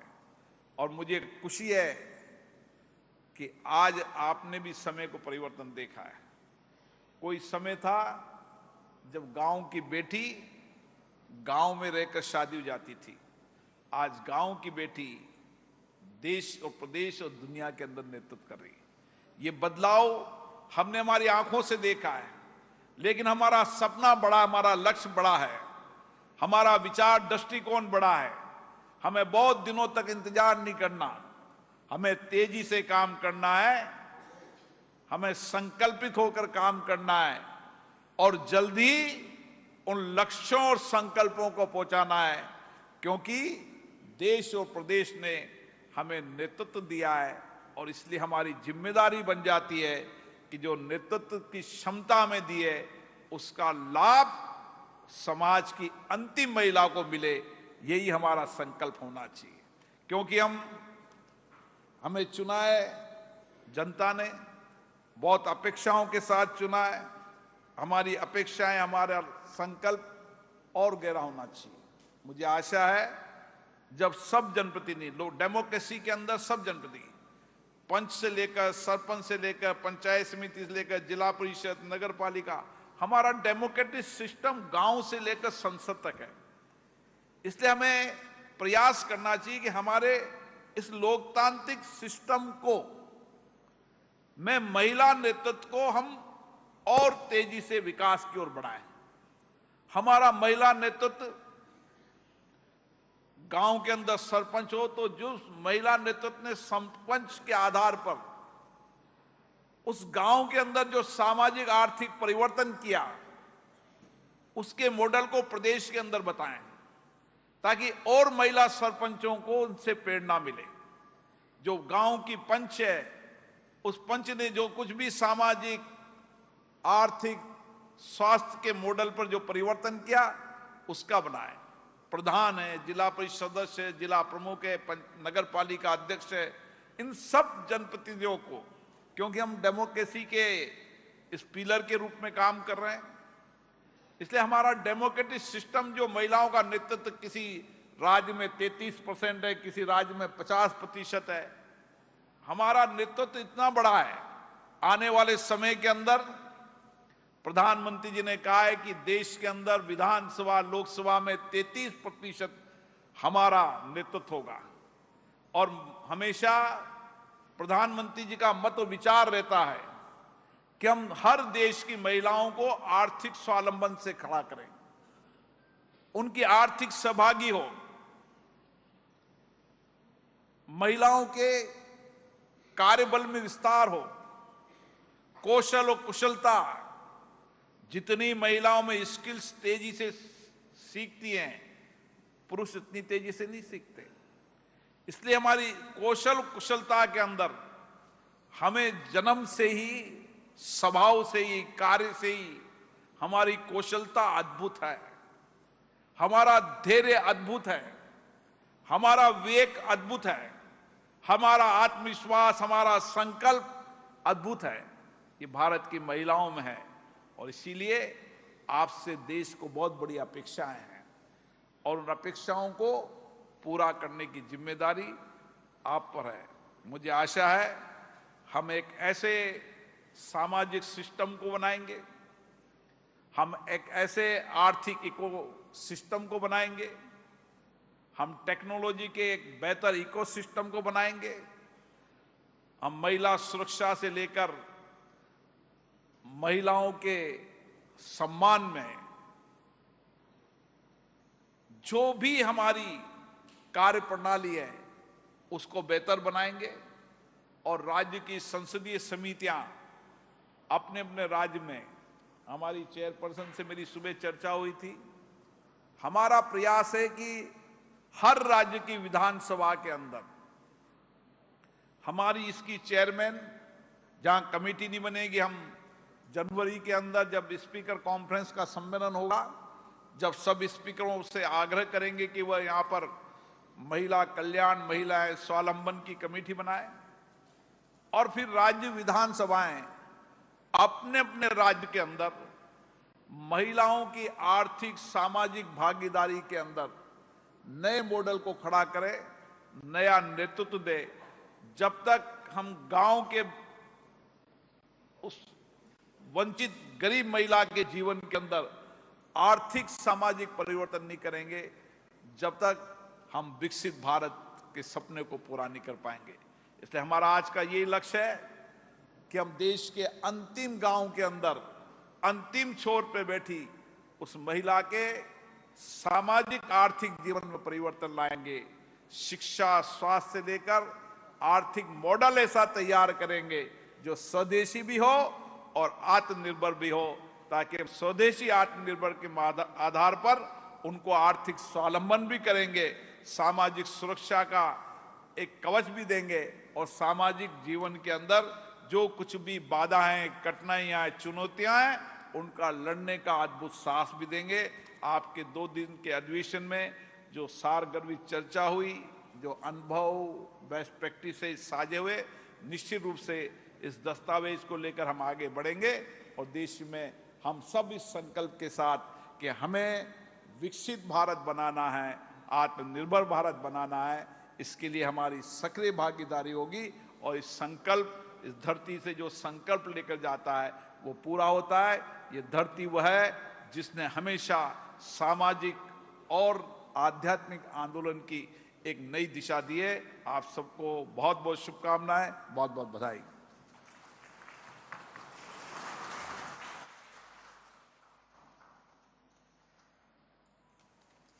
धन्यवाद sir, thank you very much. I now request His Excellency Sri S. Abdul Nazir Ji, Honorable Governor Andhra Pradesh, to give the valedictory address.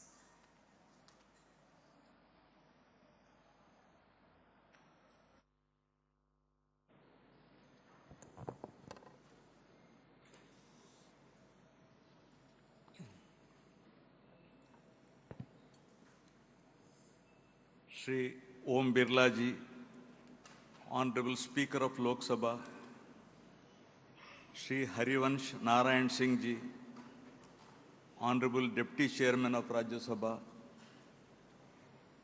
Shri C.H. Ayyanna Patrudu Garu, Honorable Speaker, Andhra Pradesh Legislative Assembly, Shri Kanumuru Raghurama Krishna Raju Ji, Deputy Speaker, Andhra Pradesh Legislative Assembly, Dr. D. Purandeshwari Ji, Member of the Parliament and Chairperson, Parliamentary Committee on Empowerment of Women, Shrimati Mayana Zakia Khanam, Deputy Chairperson, Andhra Pradesh Legislative Council, Shrimati Gauru Charita Reddy Ji, Chairperson, Andhra Pradesh Legislature Committee, distinguished members of the Committee on Empowerment of Women, Welfare of Women of Parliament, and State and UT legislatures, elected representatives from all over the country attending the conference, esteemed guests, ladies and gentlemen, members of the media, Andiriki Namaskaram. I deem it an honor and privilege to participate in the valedictory session of the first National Conference of Chairpersons of the Committee on Empowerment of Women, Welfare of Women of Parliament and State Union Territory Legislatures, jointly organized by the Parliament of India and Andhra Pradesh Legislature. I am glad the organizers have chosen the holy city of Tirupati as the venue of this prestigious conference of national importance, and I hope all the delegates attending the conference have had a pleasant stay in the city. The Committee on Empowerment of Women, constituted on 29th April 1997 during the 11th Lok Sabha, marked a significant milestone in advancing women's empowerment in the country. I am happy to learn that the committee has made impactful contributions and its recommendations in Parliament have played a pivotal role in shaping government policies and driving a meaningful change. The committee's journey has shown that sustained advocacy coupled with thoughtful policy making can be a catalyst for building a more inclusive and resilient democracy.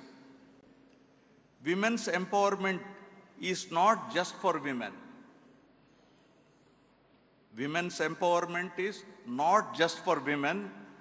It is a promise to liberate the society as a whole, bringing us closer to a more egalitarian society, a more representative democracy, and a more inclusive citizenship.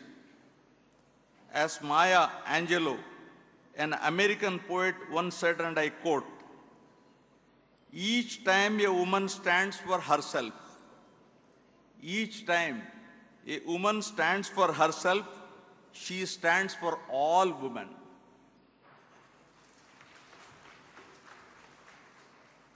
During ancient India, women were revered as they made a significant contribution for welfare of the family and the society.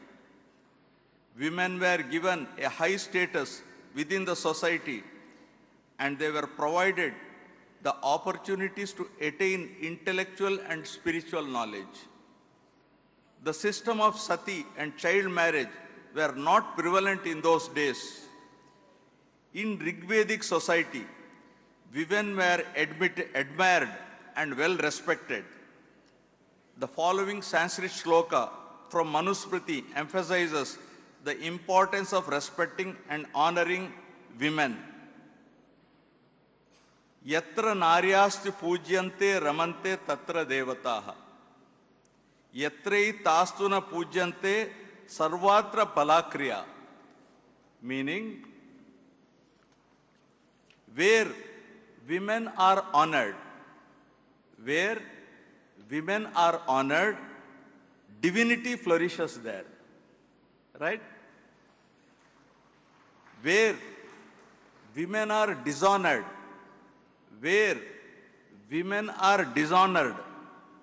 all action, no matter how noble, remains unfruitful.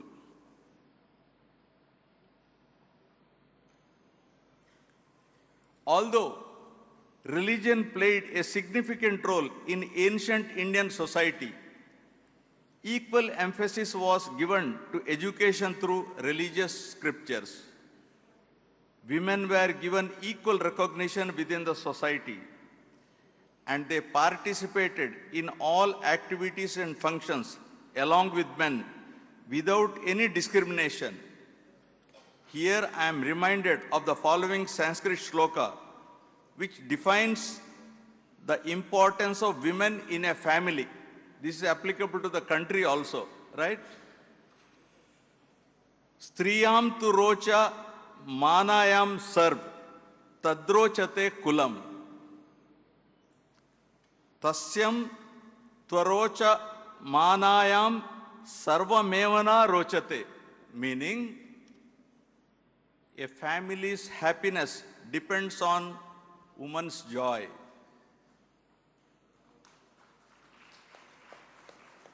When she is happy,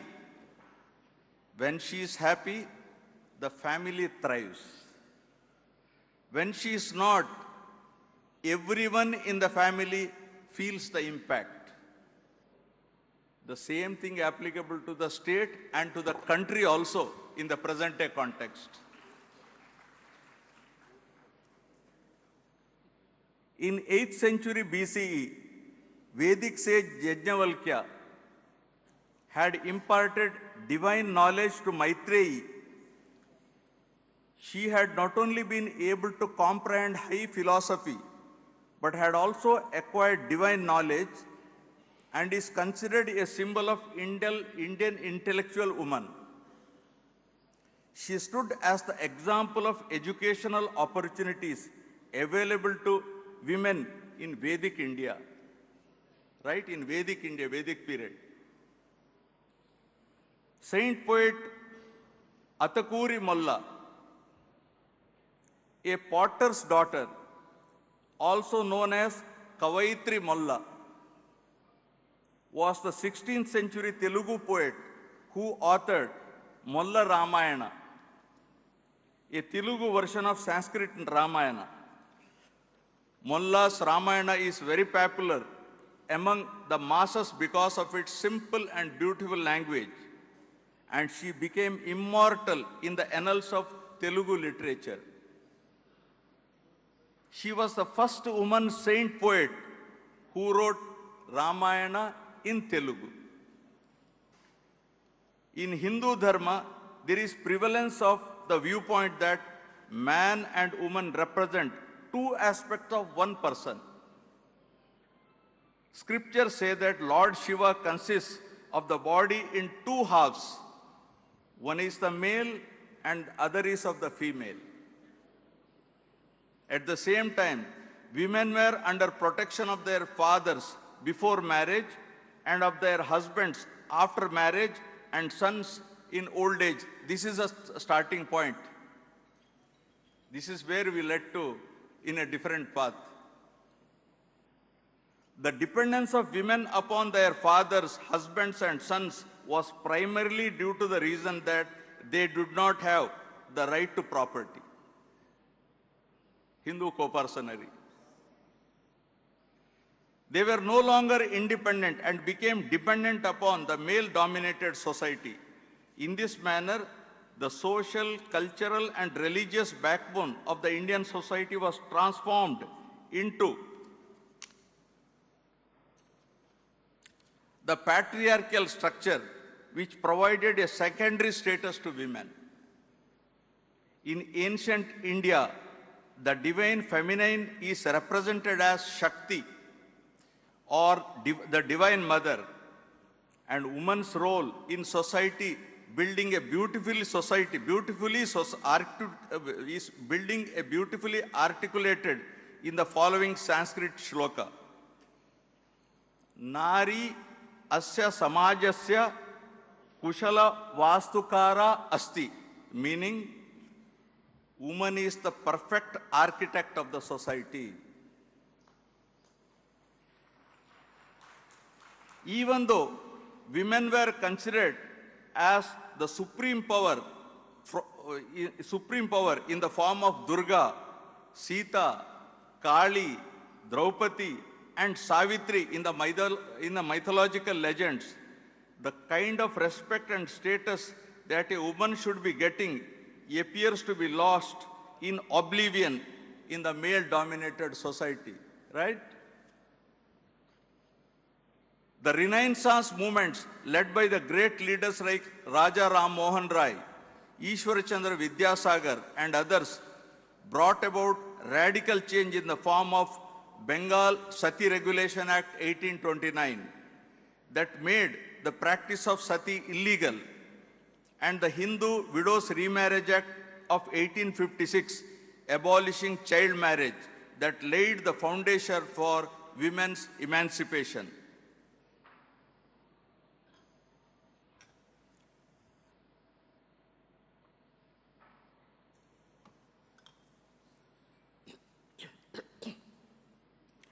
The Constitution of India treats all citizens of India as equal, and women's rights are upheld through the fundamental rights.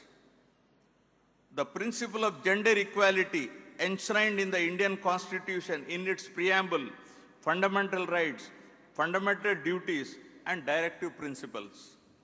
The Constitution not only guarantees equality to women, but also empowers the state to adopt measures of positive discrimination in favor of women. The ancient Greek philosopher Heraclitus once said, and I quote, "The only constant in life is change. The only thing that is permanent in this world is change." Gradually, the society started changing for the better, and women started breaking the glass ceiling by making an entry into politics, government services, research, science and technology, engineering, and law. With the emergence of modern corporate sector, women started giving a tough competition to men by entry into the corporate world.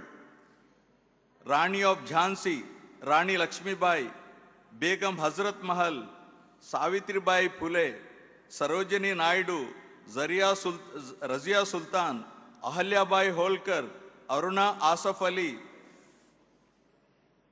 are some of the women who reached greater echelons and became an inspiration and role model for women of this generation. Following a Supreme Court ruling in 2020 that deemed a blanket restriction on women officer access to permanent commissioner as discriminatory and a violation of their fundamental right to equality, the Indian Army started granting permanent commission to women officers by allowing them to serve until retirement, which is a welcome step. Through this landmark judgment, the Supreme Court addressed gender-based discrimination in the defense services. The 2005 amendment to Hindu Succession Act gave equal right to Hindu women in the co-parcenary property also by treating them as co-parceners. And I am lucky to be a part of that judgment which dealt with this.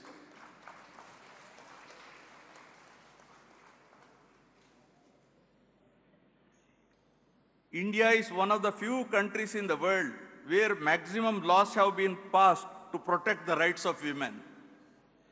Through a series of landmark judgments, the Supreme Court has consistently upheld the principles of equality, dignity, and non-discrimination, addressing critical issues such as women's right to property, women's workplace rights, personal autonomy, protection from violence, and access to justice.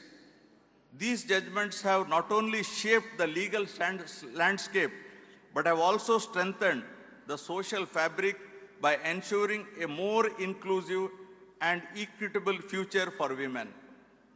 The Dowry Prohibition Act 1961, the Equal Remuneration Act 1976, the Prohibition of Child Marriage Act 2006, the Sexual Exploitation of Women at Workplace Act 2013, etc., are some of the noteworthy legislations passed by the Parliament to empower women with legal rights. The Supreme Court also interpreted the provisions of Protection of Women from Domestic Violation Act 2005 to ensure that women in domestic relationships are adequately protected even after the death of their spouses. The Vishaka guidelines laid down by the Supreme Court in 1977 put the onus on the employers to provide a safe working environment for women.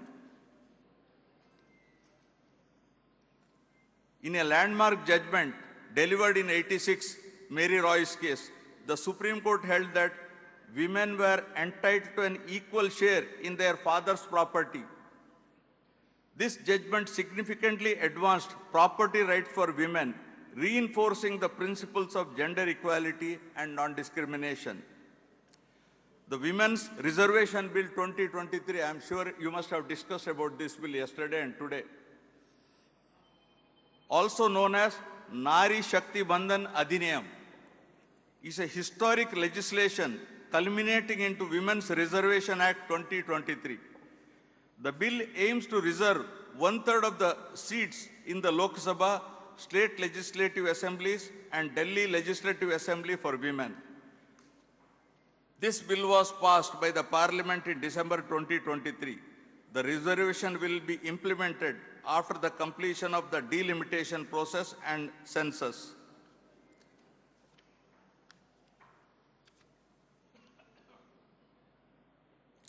The historic legislation is expected to achieve 33% representation by women in Parliament and yield positive outcomes for women's empowerment. At the time of the bill's passage, only 14% of the Lok Sabha legislators were women, only 14%.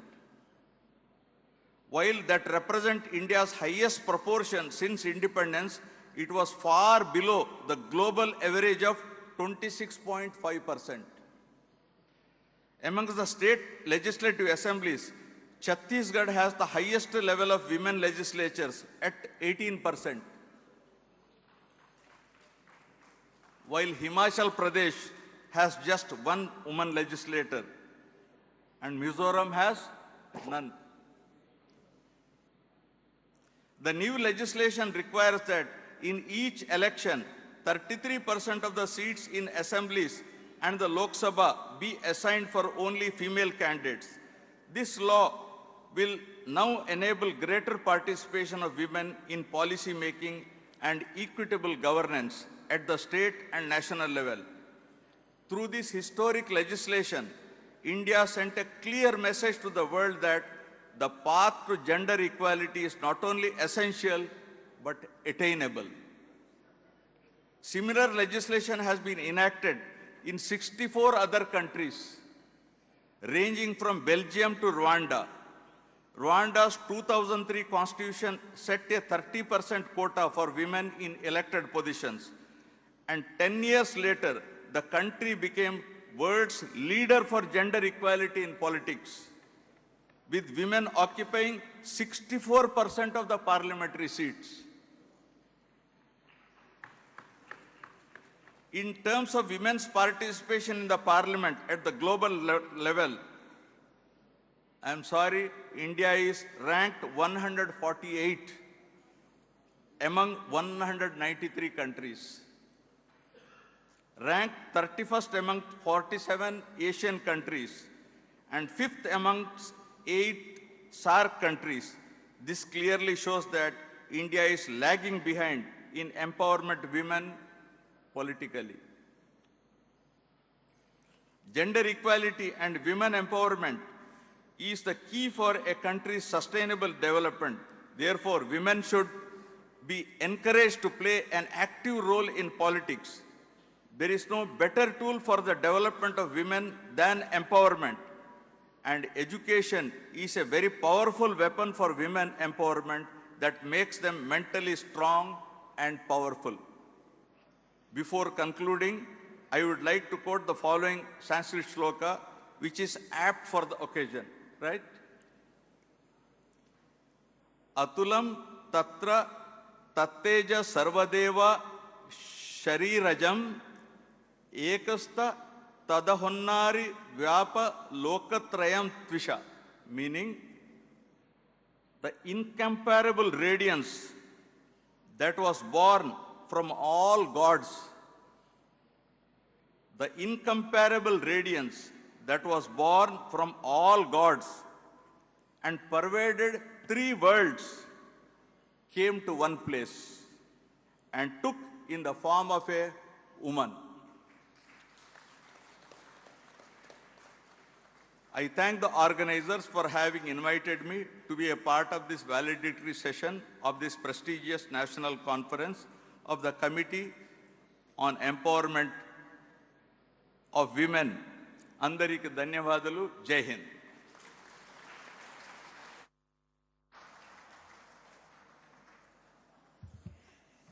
Thank you very much, sir.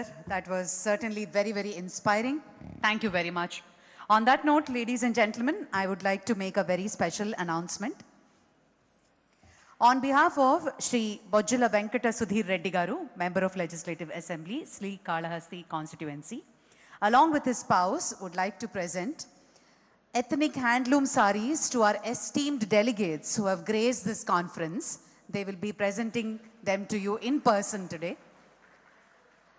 And now I request Sri Raghuram Krishnaraju Garu, Deputy Speaker, to propose the vote of thanks.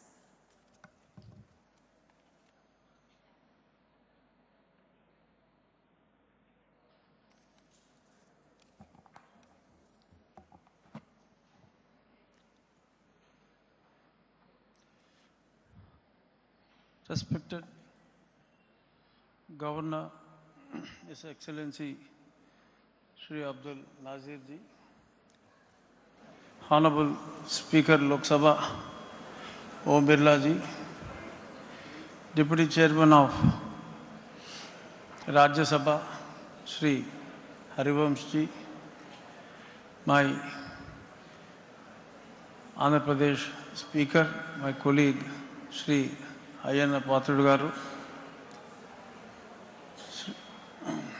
Srimati Zakia Ji, my colleague Deputy Chairman in the Council, Madam Purandreswari Garu, the Chairperson of Parliamentary Committee on Women Empowerment, Srimati Charita Reddy Garu, Andhra Pradesh Women Welfare Committee Chairperson. It's indeed a wonderful pleasure for me to give the vote of thanks today also. And to start with, the way Sri Abdul Nazir Ji explained about the importance for the woman that was given originally in the Upanishads and Puranas by citing Etya Naryeshu Shloka, as well as talking about the greatness of old philosophers Maitreyi, Gargi, and how they conquered Yajnavalkya in their arguments, and how the situation has come down in recent times, and he is very open in saying our India has ranked somewhere around 140 range out of 180 countries. He is very frank in his opinion, and which clearly shows to what extent we all have to improve in really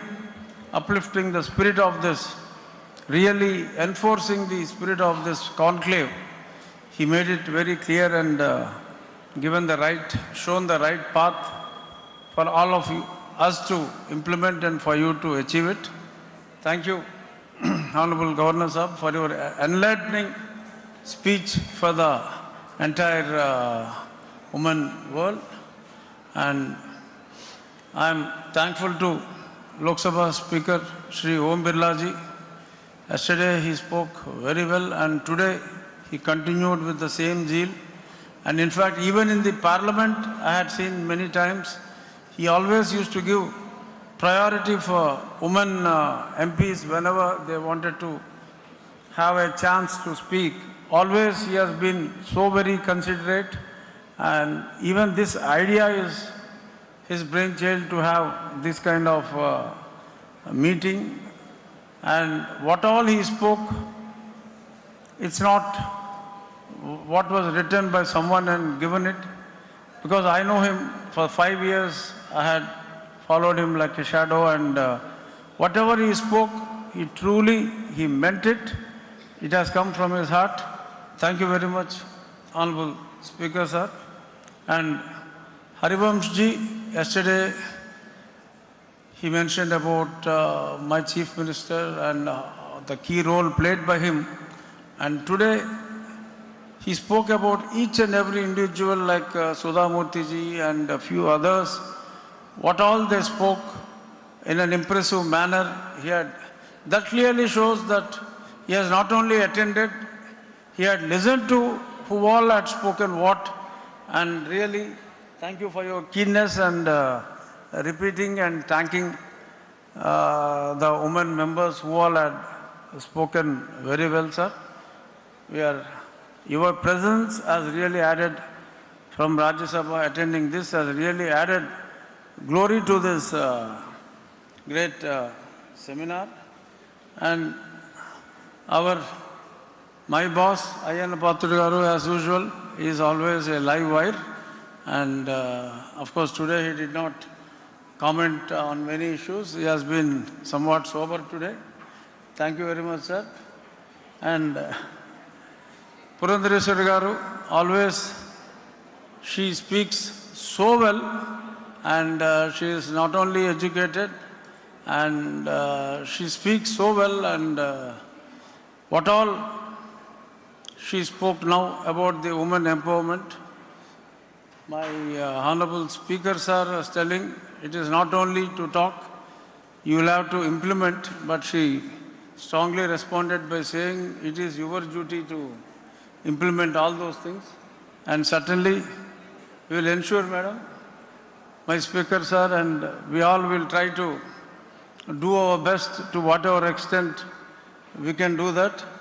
And my thanks to Zakia madam for attending this function, and Sarita Garu, she spoke very well yesterday as well as today about the women empowerment.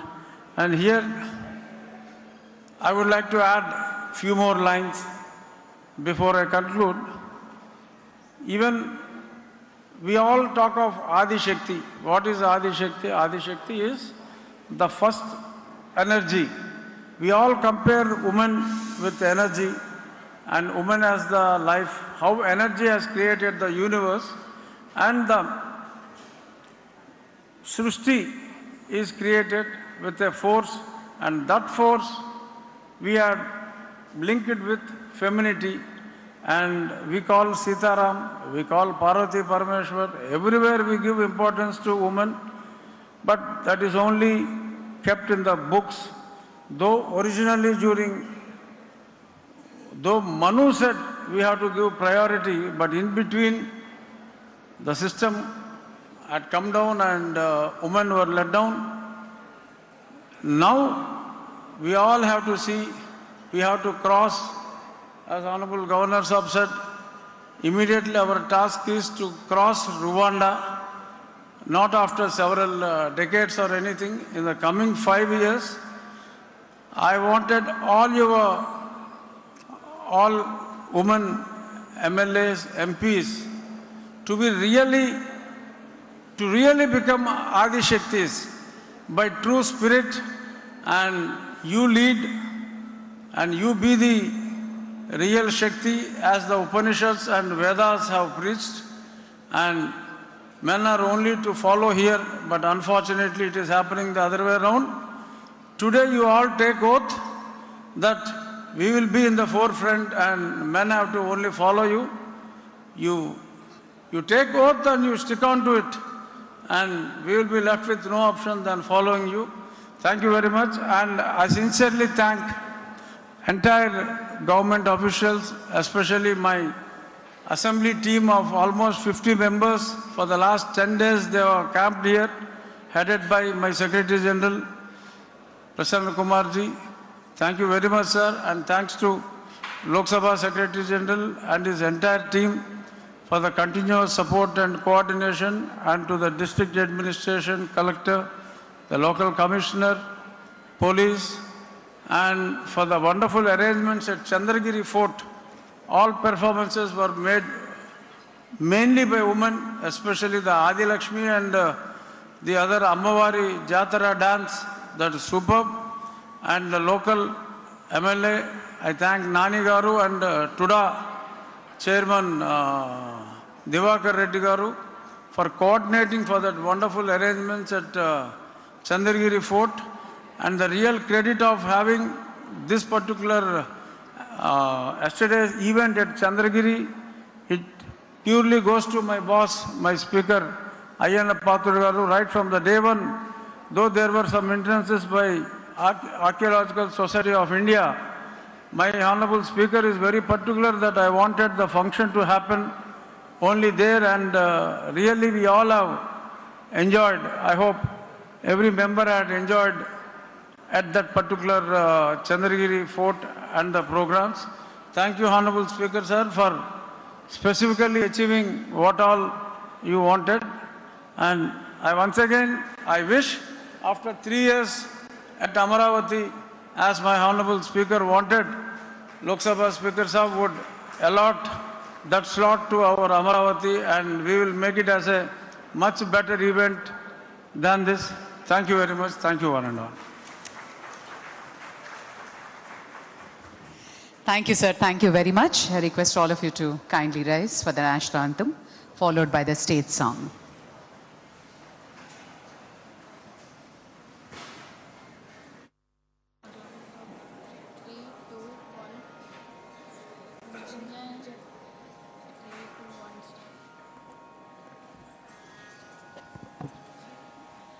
जनगण मन अधिनायक जय हे भारत भाग्य विधाता पंजाब सिंधु गुजरात मराठा द्राविड उत्कल बंगा विंध्य हिमाचल यमुना गंगा उच्चल जलधि तरंगा तव शुभ नामे जागे तव शुभ आशीष मागे गाहे तव जय गाथा जनगण मंगलदायक जय हे भारत भाग्य विधाता जय हे जय हे जय हे जय जय जय जय हे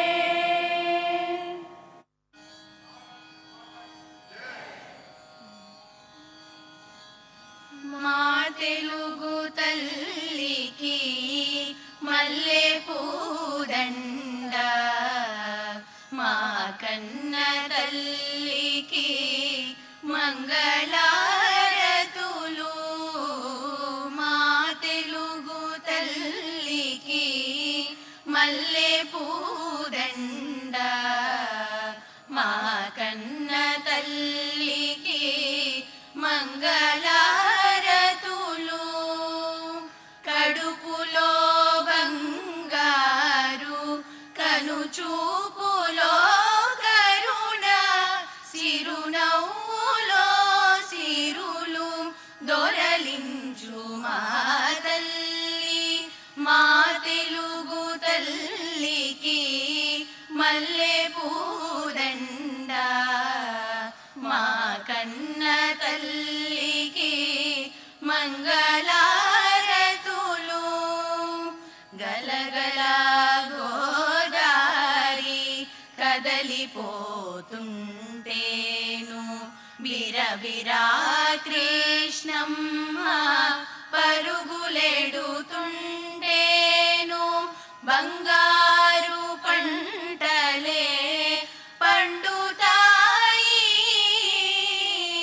మురిపాల ముత్యాలు దొరలుతాయి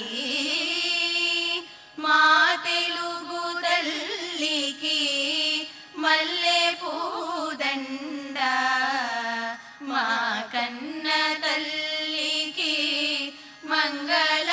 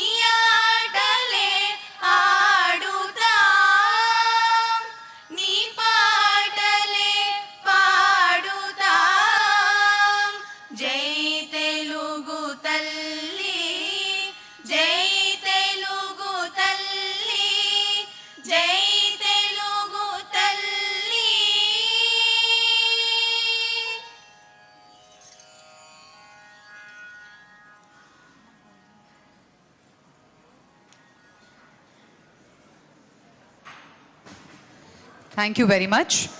All the delegates are requested to please be seated. Sri Sudhir Reddy Garu, along with his spouse, will come to you to present the Kalamkari sari, along with a coffee table book. Goodimal.